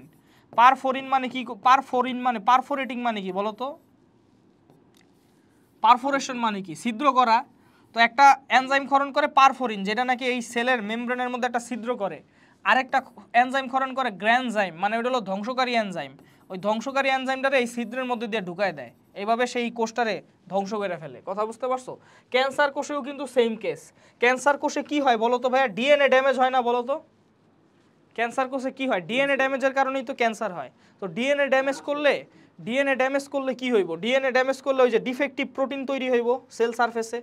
আর সেল সারফেসে যখন ডিফেক্টিভ প্রোটিন তৈরি হয়, ডিফেক্টিভ প্রোটিনটারে রিসেপ্টরের মাধ্যমে কে চিনতে পারে? ন্যাচারাল কিলার সেল চিনতে পারে। ন্যাচারাল কিলার সেল এরপরে হলো পারফোরিন আর গ্র্যানজাইম ক্ষরণ করে কি করে? এটারে ধ্বংস করে ফেলে, কথা বুঝতে পারছো? এবার আসো তোমার ডব্লিউবিসির নাম্বারসগুলো। এটা ভাইয়া তোমার এইচএসসির জন্য এত বেশি ইম্পর্টেন্ট না হলেও অ্যাডমিশনের জন্য অনেক বেশি ইম্পর্টেন্ট, ঠিক আছে? অ্যাডমিশনের জন্য তোমার এটা অনেক বেশি লাগে, ঠিক আছে? আচ্ছা কেন লাগে এটা? কেন নর্মালি অ্যাডমিশনের জন্য নাম্বারসগুলো কম ইম্পর্টেন্ট থাকে। যে কোনো অ্যাডমিশনে দেখবা, মেডিকেল অ্যাডমিশন টেস্টে দেখবা নাম্বার নিয়ে কম প্রশ্ন করে, কিন্তু এই নাম্বারটা স্পেশালি কেন ইম্পর্টেন্ট? কারণ ভাইয়া তুমি যখন ডাক্তার হবা, ডাক্তার হয়ে সিবিসি মানে হলো কমপ্লিট ব্লাড কাউন্ট, এই ব্লাড কাউন্ট পইরা তোমার অনেক রিপোর্টের অ্যান্সার বলে দিতে হবে, কথা বুঝতে পারছো? হ্যাঁ হ্যাঁ হ্যাঁ, তো এটা অ্যান্সার দেখলেই বলে দিতে হবে, কথা বুঝতে পারছো? এই কারণে আসলে এই নাম্বার থেকে এইগুলোই আসতে পারে, ঠিক আছে? সো এই নাম্বারসগুলো ইম্পর্টেন্ট, ঠিক আছে? এখন দেখো ভাইয়া টোটাল নাম্বার কত বলো তো? টোটাল নাম্বার কত? টোটাল নাম্বার ডব্লিউবিসি 4000 থেকে 11000, গড়ে কত? গড়ে 7500। হ্যাঁ 7500। তুমি একটা জিনিস মনে রাখবা, নিউট্রোফিল হইল ভাইয়া আমাদের ব্লাডে সবচেয়ে বেশি পরিমাণে থাকে।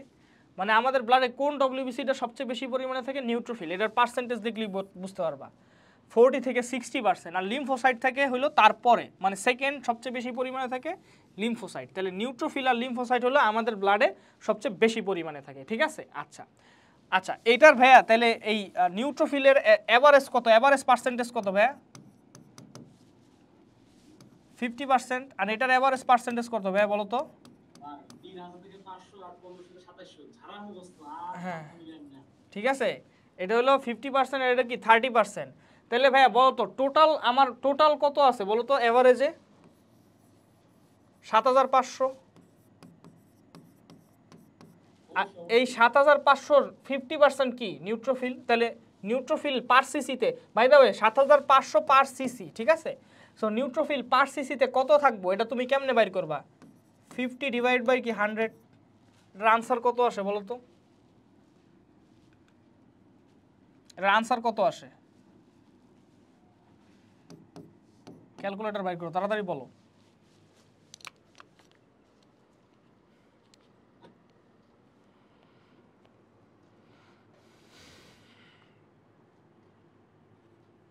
হ্যাঁ কিউবিক মিলিমিটার প্রতি ঘন মিলিমিটার বলছি এটা। প্রতি ঘনমিটার আর পার কিউবিক মিলিমিটার সেমই তো। কিউবিক মানে কি? প্রতি ঘন মিলিমিটার, ঘন মিলিমিটার আপনি তো সিসি লিখছেন, কিউবিক সেন্টিমিটার লিখছেন। প্রতি ঘন মিলিমিটার আর প্রতি ঘন সেন্টিমিটার একই ভাইয়া।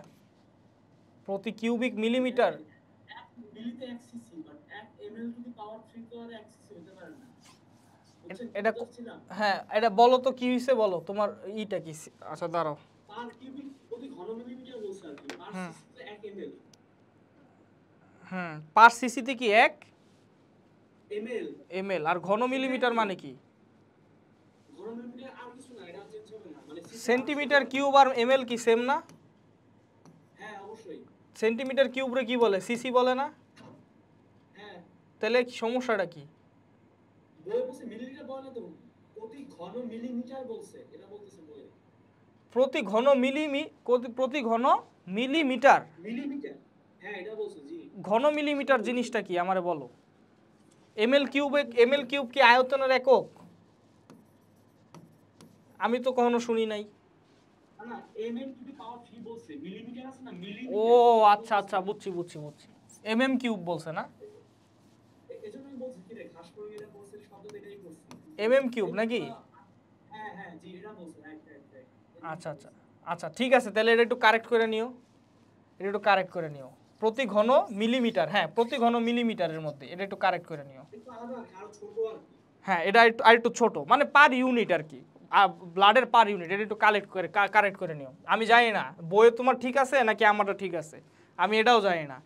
আমি তো পার সিসি পড়ে আসছি। হ্যাঁ মাইক্রোলিটার আর হলো কিউবিক মিলিমিটার, এটা হলো সেম।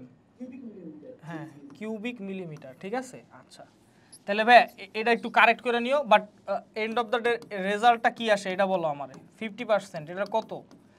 ধরো নিউট্রোফিলের কাউন্ট কত আসবে বলো। কত?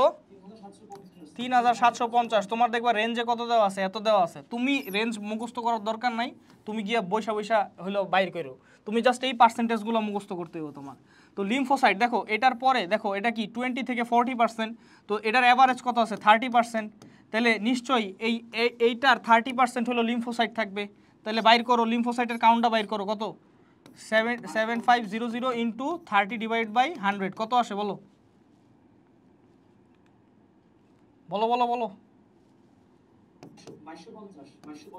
2250। দেখো এই রেঞ্জের ভিতরে আছে 2250, ঠিক আছে। আচ্ছা এখন আসো, দেখো ভাইয়া এখানে কি, এটা কি লিম্ফোসাইট না? এখান থেকে একটা শূন্য কাটো, আর এখান থেকে একটা শূন্য কাটো, এটা কত 2 থেকে 4% পরেরটা, কথা বুঝতে পারছো? লিম্ফোসাইটের পর ইওসিনোফিল আসে না, তো 2 থেকে 4%, একটা শূন্য কাটা দিবা, 2 থেকে 4%। এটার কাউন্টটাও সেমভাবে বাইর করে নিবা, 7500, ঠিক আছে, ইনটু কত 2 থেকে 4%, 3% বের করে নিও, দেখো সেম রেজাল্ট আসে, ঠিক আছে। একটা রেজাল্ট আসবে যেটা রেঞ্জ থাকবে এটার মধ্যে, ঠিক আছে, 150 থেকে কি 400-র মধ্যে, ঠিক আছে, সামথিং 300 আইব। আচ্ছা এরপরে দেখো মনোসাইট, এটারে ডাবল করো, হ্যাঁ এটারে ডাবল করলে দেখবা মনোসাইট আসবে। মনোসাইটের রেঞ্জটা পড়ে নিবা। লাস্টে বেজোফিলের পরিমাণ অনেক কম থাকে, এটা কত 25 থেকে 200 থাকে। সো এই কাউন্টগুলো কিন্তু ভাই খুবই ইম্পর্টেন্ট, এই কাউন্টগুলো মুখস্থ করে নিবা। তোমারে আমি জাস্ট এটা বলবো যে তুমি জাস্ট টোটাল নাম্বারটা মুখস্থ করবা, যে 7500 কিউবিক মিলিমিটার, ঠিক আছে। এটা হলো কি পার কিউবিক মিলিমিটারে 7500টা, এটা টোটাল কাউন্ট তো এমনিই পারে, সবাই পারে। তো আর তোমার এই পার্সেন্টেজগুলো হলো মুখস্থ করা লাগবে। পার্সেন্টেজের মধ্যে এটা তোমার এমনিই মনে থাকবো, এটাও তোমার এমনিই মনে থাকবো। এটা থেকে একটা শূন্য কাটো, 2 থেকে 4%, 2 থেকে 4%-এর 2 গুণ করো, এই যে 4 থেকে 8%, আর লাস্টেরটা তোমার এমনিই মনে থাকবো, ঠিক আছে। সো এইভাবে হইলো তুমি মনে রাখবা। আচ্ছা তোমার এখানে কিছু ইম্পর্টেন্ট ইনফরমেশন দেওয়া আছে, বিলিয়নস, ঠিক আছে, এখানে হলো বিলিয়নসের হিসাব। Whole body has 100 billion neutrophil, whole body has 100 billion neuron. তাহলে দেখো দুইজন নিউট্রোফিল আর নিউরন দুজনই নিউ, এই নিউ দুইজনের সংখ্যাই হলো 100 বিলিয়নে আছে। Whole body has 200 billion platelet, মানে প্লাটিলেটের সংখ্যা আরও বেশি, কথা বুঝতে পারছো। আর whole body has 1 billion Schwann cell. Schwann cell কি? সোয়ান সেল হলো একটা নিউরোগ্লিয়াল কোষ, ঠিক আছে, একটা নিউরোগ্লিয়াল সেল। যাই হোক, এটা হলো বিলিয়নসের হিসাব। তোমার বডিতে যত বিলিয়নের হিসাব আছে সব বিলিয়নসের হিসাব হলো এখানে দেওয়া আছে, ঠিক আছে। আচ্ছা লিউকোসাইটের বিভিন্ন প্রবলেম দেখো, ভাই ইনক্রিজ নাম্বার অফ, যদি লিউকোসাইট মানে হলো ডব্লিউবিসির পরিমাণ যদি ভাই নর্মালের থেকে বাইরে যায়, তখন ওটা তুমি কি বলবা? লিউকোসাইটোসিস। যদি নর্মালের থেকে কমে যায় ওটাকে কি বলবা? লিউকোসাইটোপেনিয়া, ঠিক আছে, লিউকোসাইটোপেনিয়া। এই আমি কি বলছিলাম না ভাইয়া, পেনিয়া শব্দের অর্থ কি বলো তো? কম না? কমে যাওয়া, কম। পেনিয়া শব্দের অর্থ কম। এই আবরার কি হইলো তোর, আজকে তো লেট? কোচিং ছিল ভাইয়া। কি কোচিং? কি শিখলা বলো আজকে কেমিস্ট্রি কোচিং এ? কি আবার একটু রিপিট করো তো। ইকুইলিব্রিয়াম কনস্ট্যান্ট নিয়ে ম্যাথ করাইছে। ও সেই, তুমি অনেক পিসড অফ মনে হইতেছে, খুব বাজেভাবে ম্যাথ করাইছে মনে হয় নাকি? আচ্ছা ওই ওই চ্যাপ্টারটা একটু একটু ক্রিটিক্যাল আছে, একটু কঠিন আছে। রাসায়নিক পরিবর্তনের কথা বলতেছো না, ইকুইলিব্রিয়াম কনস্ট্যান্ট তো ওই জায়গায় নাকি? হ্যাঁ আচ্ছা আচ্ছা। আর হইলো ভাইয়া দেখো লিউকোসাইটোসিস মানে কি? সাইটোসিস মানে বাইরে যাওয়া, আর লিউকোসাইটোপেনিয়া, পেনিয়া মানে কি? কম কইমা যাওয়া। এখন ভাইয়া দেখো ডব্লিউবিসির এইগুলা হইলো নর্মাল, ধরো নর্মালি ডব্লিউবিসি নর্মাল আছে, নর্মাল ডব্লিউবিসি মানে তোমার দেখলে মনে হচ্ছে যে এটা নর্মাল ডব্লিউবিসি কিন্তু পরিমাণে বেশি, তখন তুমি এটা বলবা লিউকোসাইটোসিস। কিন্তু ডব্লিউবিসি যদি অ্যাব নর্মাল থাকে, অ্যাব নর্মাল ডব্লিউবিসি মানে কি ভাইয়া? ইমম্যাচিউর ডব্লিউবিসি, অর্থাৎ লিউকোব্লাস্ট টাইপের। বুঝতে পারছো? ধরো রক্তে রক্তে কি ভাইয়া তুমি লিউকোব্লাস্ট পাবা বলো তো? না, লিউকোব্লাস্ট তুমি পাবা বোন ম্যারোতে, রক্তে তো পাবা না। রক্তে হইলো যেগুলো ম্যাচিউর সেল একদম সাইট হয়, এরপরে হইলো রক্তে আসে, তাই না? তো বোন ম্যারোতে স্টেম সেল হইলো ব্লাস্টে পরিণত হয়, তারপরে ম্যাচিউর সেলে পরিণত হয়, এরপরে ওরা রক্তে আসে। তো রক্তে তো ব্লাস্ট কোষ পাওয়া যায় না। কিন্তু কোনো কারণে যদি তুমি ইমম্যাচিউর ডব্লিউবিসি পাও রক্তে, তার মানে কি জানো? তোমার হলো ক্যান্সার হইছে, একটা ব্লাড ক্যান্সার হইছে। ওই ক্যান্সারের কি বলে ভাইয়া? লিউকেমিয়া। কথা বুঝছো? তাহলে লিউকোসাইটোসিস ভার্সেস লিউকোমিয়া দুইটার মধ্যে পার্থক্য কি বলো তো?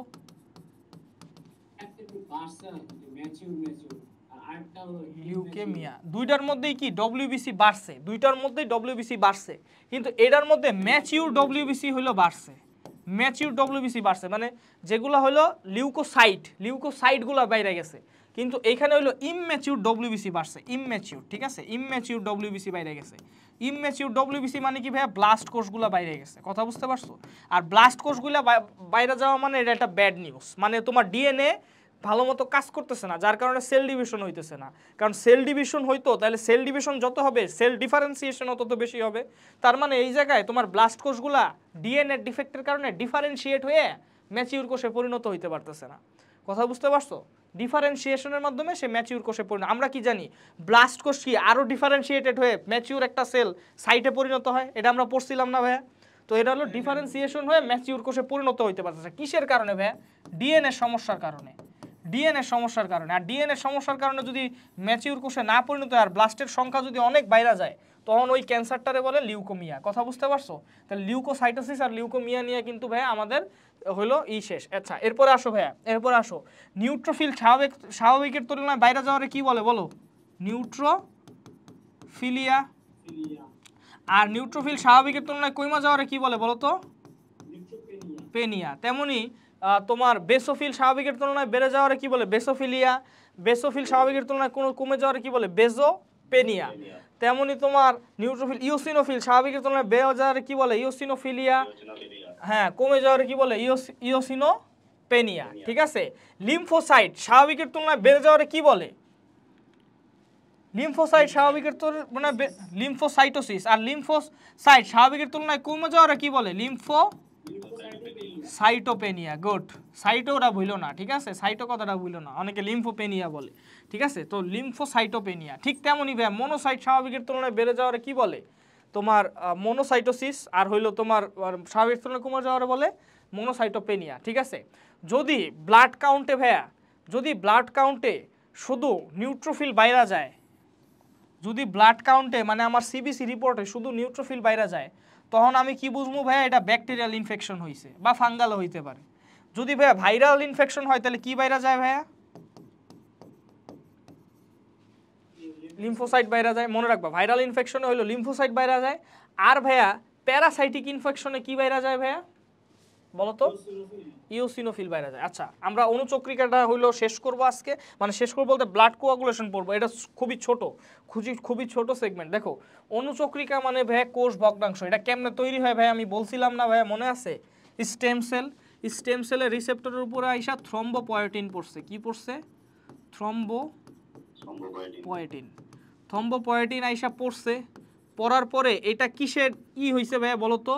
থ্রম্বোব্লাস্ট। থ্রম্বোব্লাস্ট নামের কিছু নাই, মেগা ক্যারিওব্লাস্টে পরিণত হয়েছে। মেগা ক্যারিও কেন বলে? এটার বিশাল বড় একটা নিউক্লিয়াস থাকে। ক্যারিয়ন মানে নিউক্লিয়াস, তাই না? তো মেগা ক্যারিও মানে এটা বড় একটা নিউক্লিয়াস থাকে। ক্যারিয়ন শব্দের তো নিউক্লিয়াস, মেগা মানে বড়। তাহলে মেগা ক্যারিওব্লাস্ট, এরপরে কি মেগা ক্যারিও সাইট তৈরি হয়। এই মেগা ক্যারিও সাইটের বিভিন্ন অংশ ভাঙ্গা ভাঙ্গা কি তৈরি করে বলো তো ভাইয়া? বিভিন্ন অংশ ভাঙ্গা ভাঙ্গা প্ল্যাটিলেট তৈরি করে। তাই প্ল্যাটিলেটের আরেকটা নাম হলো সেল ফ্র্যাগমেন্ট বা সেল ভগ্নাংশ। কথা বুঝতে পারছো?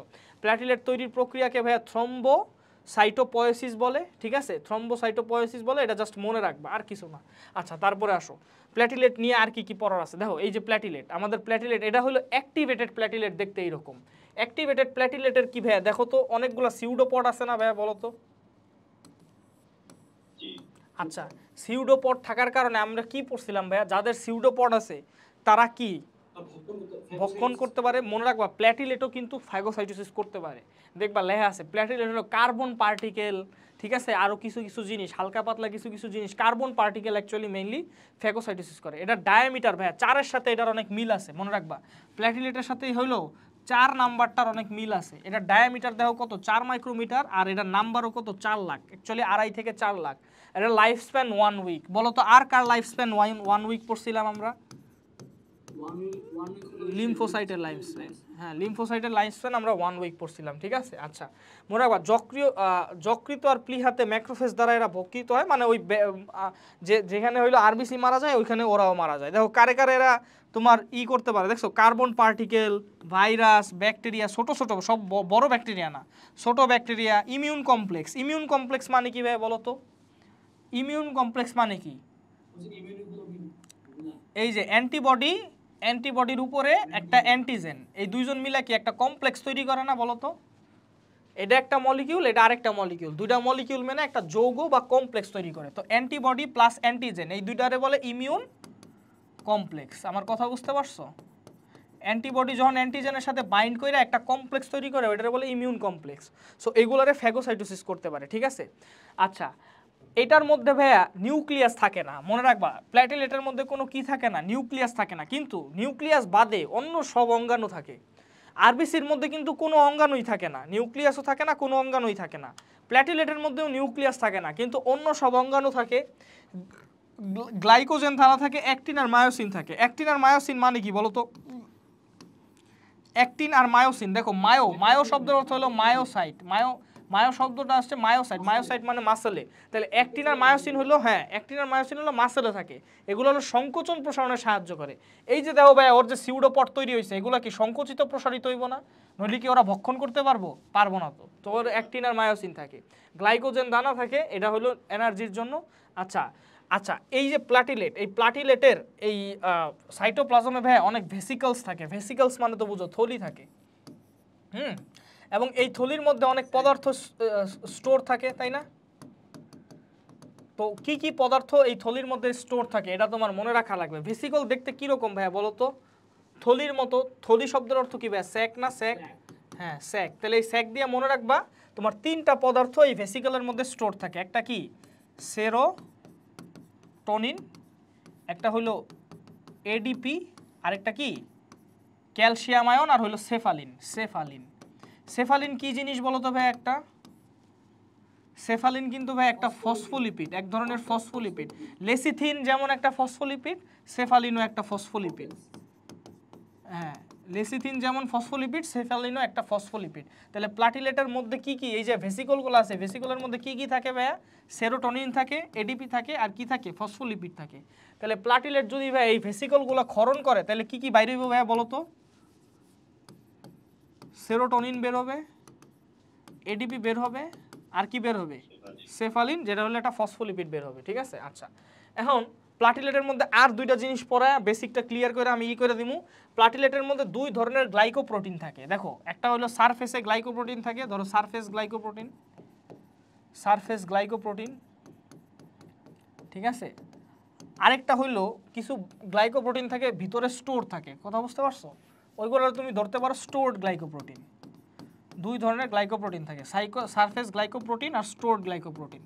এই গ্লাইকোপ্রোটিনগুলো যেগুলো সারফেসে আছে ওগুলো নিশ্চয়ই কোনো রিসেপ্টর হিসেবে কাজ করবে, কারোর সাথে বাইন্ড করবে। এরা হলো ভাই কোলাজেন ফাইবারের মধ্যে একটা ফ্যাক্টর আছে, ফ্যাক্টরের নাম হলো ভন উইলিব্রেন্ড ফ্যাক্টর। এটা মনে রাখা লাগবে না তোমার, তুমি জাস্ট মনে রাখবা কোলাজেন ফাইবার আছে না ভাই? কোলাজেন ফাইবার তো চিনো নাকি? হ্যাঁ, এক্সট্রাসেলুলার ম্যাট্রিক্সে থাকে। এটা হলো এন্ডোথেলিয়াল সেলের নিচেও সাপোর্ট দেওয়ার জন্য থাকে। এন্ডোথেলিয়াল সেলের নিচে, দাঁড়াও এন্ডোথেলিয়াল সেল একটা বাইর করি, দাঁড়াও দেখাই দিই। হ্যাঁ, ওয়েট আমরা হ্যাঁ এই যে ধরো এন্ডোথেলিয়াল কোষ না, এই এন্ডোথেলিয়াল কোষে সাপোর্ট দেওয়ার জন্য এন্ডোথেলিয়াল কোষের নিচে এই যে বেসমেন্ট মেমব্রেন থাকে না, ওই বেসমেন্ট মেমব্রেনে কি থাকে, কোলাজেন থাকে। কথা বুঝতে পারছো? এন্ডোথেলিয়াল কোষে সাপোর্ট দেওয়ার জন্য। তো এখানে দেখো কোলাজেন ফাইবার থাকে। অ্যাকচুয়ালি এটা তো টিস্যু, এক্সট্রা সেলুলার স্পেসেই আছে নাকি ভাই বলো তো? এক্সট্রা সেলুলার স্পেসেই আছে না? তো এন্ডোথেলিয়াল সেলরে সাপোর্ট দেওয়ার জন্য, দুই সাইড থেকে সাপোর্ট দেওয়ার জন্য কোলাজেন ফাইবার থাকে। এবং এই কোলাজেন ফাইবারের মধ্যে একটা ফ্যাক্টর থাকে, নাম হলো ভন উইলিব্রেন্ড ফ্যাক্টর, যেটা মনে রাখার তোমার কোনো দরকার নাই। তুমি জাস্ট মনে রাখবা এটা কোলাজেন ফাইবারের সাথে কে বাইন্ড করতে পারে ভাইয়া বলো তো? সারফেস গ্লাইকোপ্রোটিন যেটা আছে এটা কোলাজেন ফাইবারের সাথে বাইন্ড করতে পারে। কথা বুঝতে পারছো? দেখছো সারফেস গ্লাইকোপ্রোটিন যেটা আছে, অর্থাৎ এই যে এটা কিন্তু ভাই কোলাজেন ফাইবারের সাথে যায় এই যে বাইন্ড করতে পারছে, ঠিক আছে? এবং বাইন্ড করার পর তারা কি করে জানো? স্টোরড গ্লাইকোপ্রোটিনগুলো ক্ষরণ করে দেয়। নর্মালি স্টোরড গ্লাইকোপ্রোটিন কি ভাই ক্ষরণ করে না? নর্মালি স্টোরড গ্লাইকোপ্রোটিন ক্ষরণ করে না, কিন্তু যখন তারা কোলাজেন ফাইবারের সাথে বাইন্ড করে, এই যে দাও সারফেস গ্লাইকোপ্রোটিন যেটা আছে, সারফেস গ্লাইকোপ্রোটিন যেটা আছে এটা যখন ভাই কোলাজেনের সাথে বাইন্ড করে তখন এটা কি হয়ে যায়? অ্যাক্টিভেট হয়ে যায়। এই প্লাটিলেটটা অ্যাক্টিভেট হয়ে যায়। প্লাটিলেটটা অ্যাক্টিভেট হয়ে গেলে ও হইলো ওই যে স্যাক থেকে, থলি থেকে সেরোটোনিন, তারপরে এডিপি, আর কি বলছিলাম সেফালিন, এগুলো হইলো ক্ষরণ তো করেই, প্লাস এই যে স্টোরড গ্লাইকোপ্রোটিন আছে এইগুলাও ক্ষরণ করে দেয়। এখন এই স্টোরড গ্লাইকোপ্রোটিনগুলো হইলো এর মাথায় এই যে সিউডোপডের মাথায় গিয়া বৈশা যায়, ঠিক আছে? স্টোরড গ্লাইকোপ্রোটিনগুলো ক্ষরণ করে দেয় মানে একদম বাইরে ক্ষরণ করে না, এগুলা গিয়া এই যে সিউডোপডের মাথায় গিয়া বৈশা যায়। আর এই স্টোরড গ্লাইকোপ্রোটিনগুলো কি করে জানো? একটা প্লাটিলেটের সাথে আরেকটা প্লাটিলেটের অ্যাটাচমেন্ট করে। দেখো কি লেখছে? প্লাটিলেট অ্যাগ্রিগেশনে সাহায্য করে। দেখো এটা কি স্টোরড গ্লাইকোপ্রোটিন না? এটা দেখো একটা প্লাটিলেট আর একটা প্লাটিলেটের স্টোরড গ্লাইকোপ্রোটিন আর একটা প্লাটিলেটের স্টোরড গ্লাইকোপ্রোটিনের সাথে অ্যাটাচ হয়, অ্যাটাচমেন্টে সাহায্য করে। এইভাবে কি ভাই প্লাটিলেট অ্যাগ্রিগেট হয় না ভাই বলো তো? এই সাইড থেকে একটা প্লাটিলেট আসবে, এই সাইড থেকে একটা প্লাটিলেট আসবে, সবগুলো প্লাটিলেট কি একসাথে অ্যাগ্রিগেট হয়ে যাবে না বলো তো? বলো। হ্যাঁ, নরমালি কি অ্যাগ্রিগেট হইতো? নরমালি যখন সে অ্যাক্টিভেট হয় না তখন কি অ্যাগ্রিগেট হইতো বলো তো? তখন তো সে তখন তো ভিতরে ছিল, তখন কি এক্সপোজ ছিল না, তখন ভিতরের মধ্যে ছিল। তো এই কারণেই ভাই নরমালি প্লাটিলেট ক্লগ মানে প্লাটিলেট প্লাগ যেটারে বলে, প্লাটিলেট প্লাগ নরমালি ব্লাড ভেসেলে নরমালি পাওয়া যায় না। কখন তুমি পাবা প্লাটিলেট প্লাগ? তুমি কখন পাবা? যখন নাকি স্টোরড গ্লাইকোপ্রোটিন সে হইলো ক্ষরণ হবে। কথা বুঝতে পারছো? এন্ড স্টোরড গ্লাইকোপ্রোটিন কখন ক্ষরণ হয়? যখন নাকি প্লাটিলেট নিজে অ্যাক্টিভেট হয়। কথা বুঝতে পারছো? প্লাটিলেট দেখো প্লাটিলেট কখন অ্যাক্টিভেট হয়? যখন নাকি সে কোলাজেন ফাইবারের সংস্পর্শে আসে, যখন সারফেস গ্লাইকোপ্রোটিনটা কোলাজেন ফাইবারের সাথে বাইন্ড করে তখন সে কি হয়ে যায় বলো তো? অ্যাক্টিভেট হয়ে যায়। অ্যাক্টিভেট হইলে সে ভিতর থেকে যা আছে সব হইলো ক্ষরণ করবে। তার ভিতরে কি ছিল ভাইয়া? ভেসিকলের মধ্যে কি ছিল? স্যাক ছিল না বলো তো? ওই স্যাক হইলো সেরোটোনিন, এডিপি, সেফালিন এগুলো ক্ষরণ করবে। এগুলোরও ফাংশন আছে, এগুলো আমি বলবো, কিন্তু মেইন কথা হলো স্টোরড গ্লাইকোপ্রোটিনও ক্ষরণ করবে। এন্ড স্টোরড গ্লাইকোপ্রোটিন যখন ক্ষরণ করে ওরা হলো সারফেসে চলে আসে। সারফেসে চলে আসলে ওরা অন্য প্লাটিলেট, অন্য অ্যাক্টিভেটেড প্লাটিলেটের সাথে কি অ্যাগ্রিগেট করে, অ্যাটাচমেন্টে হেল্প করে। দেখো এই স্টোরড গ্লাইকোপ্রোটিনটা আরেকটা প্লাটিলেটের আরেকটা স্টোরড গ্লাইকোপ্রোটিনের সাথে অ্যাটাচমেন্টে হেল্প করে, ঠিক আছে? সো মনে রাখবা এটা হলো অ্যাটাচমেন্টে হেল্প করে। নেক্সট ক্লাসে আমরা হিমোস্ট্যাসিস মানে কি বলো তো? আগে বলো হিমোস্ট্যাসিস মানে কি? হিমো মানে কি? রক্ত। স্ট্যাসিস মানে কি? হ্যাঁ, থামাই দেওয়া। স্ট্যাসিস মানে স্ট্যাটিক করে দেওয়া, থামাই দেওয়া। কথা বুঝতে পারছো? তো রক্ত তঞ্চনের মাধ্যমে আমরা কি ব্লিডিং বন্ধ করি না ভাইয়া? ব্লিডিং কি করে দেই? বন্ধ করে দেই না? হ্যাঁ, দেখছো তুমি একটা জিনিস খেয়াল করো, এই জায়গায় দেখছো অনেকগুলা প্লাটিলেট একসাথে এসে জমা হয়েছে, দেখছো? হ্যাঁ, এটা কেন জমা হয়েছে? কারণ ওই যে স্টোরড গ্লাইকোপ্রোটিনটা ক্ষরণ হয়ে গেছে, তখন প্লাটিলেট এসে একটার সাথে আরেকটা হাত লাগাইছে, এই যে জাস্ট লাইক দিস, একটার সাথে আরেকটা হাত লাগাইছে, প্লাটিলেট অ্যাগ্রিগেশন হয়েছে, ঠিক আছে? তো নেক্সট ক্লাসে আমরা হিমোস্ট্যাসিস নিয়ে পড়বো। বাট আমাদের আজকে এই প্লাটিলেট থেকে নিয়ে যাওয়ার মতো কি বিষয় আছে ভাইয়া? নিয়ে যাওয়ার মতো বিষয় আছে যে প্লাটিলেটের নিউক্লিয়াস নাই কিন্তু অন্যান্য অঙ্গাণু আছে। হ্যাঁ, প্লাটিলেটের মধ্যে স্যাক থাকে, এই স্যাক থেকে কি কি খরিত হয় ভাইয়া? সেরোটোনিন খরিত হয়, এডিপি খরিত হয়, আর কি খরিত হয় ভাইয়া? সেফালিন। এটা হলো নিয়ে যাওয়ার মতো আছে। আরেকটা জিনিস হলো প্লাটিলেটের সারফেসে এক ধরনের গ্লাইকোপ্রোটিন থাকে, আর একটা গ্লাইকোপ্রোটিন থাকে স্টোরড গ্লাইকোপ্রোটিন। সারফেস গ্লাইকোপ্রোটিনটার কাজ কি বলো তো? কোলাজেন ফাইবারের সাথে সে বাইন্ড করতে পারে। সো কোলাজেন ফাইবারের সাথে সে বাইন্ড করতে পারে। যখন সে বাইন্ড করে তখন সে কি হয়ে যায়? অ্যাক্টিভেটেড হয়ে যায়। তখন তার ভিতরে যা আছে সব ক্ষরণ করে দেয়। সো স্যাকও ক্ষরণ করে, সে স্যাকও ক্ষরণ করে, সেরোটোনিন, ঠিক আছে? তারপরে হলো এডিপি, সেফালিন, এগুলো হলো ক্ষরণ করে, ঠিক আছে? প্লাস প্লাস প্লাস প্লাস সে কী করে, যে স্টোরড গ্লাইকোপ্রোটিনগুলো ক্ষরণ করে, এই কারণে ওগুলো সারফেসে চলে আসে। স্টোরড গ্লাইকোপ্রোটিনগুলো কি অন্য একটা প্লাটিলের সাথে এটার কি অ্যাগ্রিগেশনে হলো হেল্প করে। কথা বুঝতে পারছো? অ্যাগ্রিগেশনে হেল্প করলে তখন হলো কি প্লাটিলেটগুলো অনেক, ধরো এই সাইড থেকে একটা প্লাটিলেট এসে এর সাথে অ্যাগ্রিগেট হয়, এর সাথে অ্যাগ্রিগেট হয়, এর সাথে অ্যাগ্রিগেট হয়, এর সাথে অ্যাগ্রিগেট হয়, এরকম অনেকগুলো প্লাটিলেট এসে আবার এই প্লাটিলেটের সাথে আরেকটা প্লাটিলেট, এরকম অনেকগুলো প্লাটিলেট এসে অ্যাগ্রিগেট হয়। ঠিক আছে, তো এটা হলো আজকে আমাদের নিয়ে যাওয়ার মতো বিষয়। নেক্সট ক্লাসে আমরা রক্ততঞ্চন পড়বো। ঠিক আছে।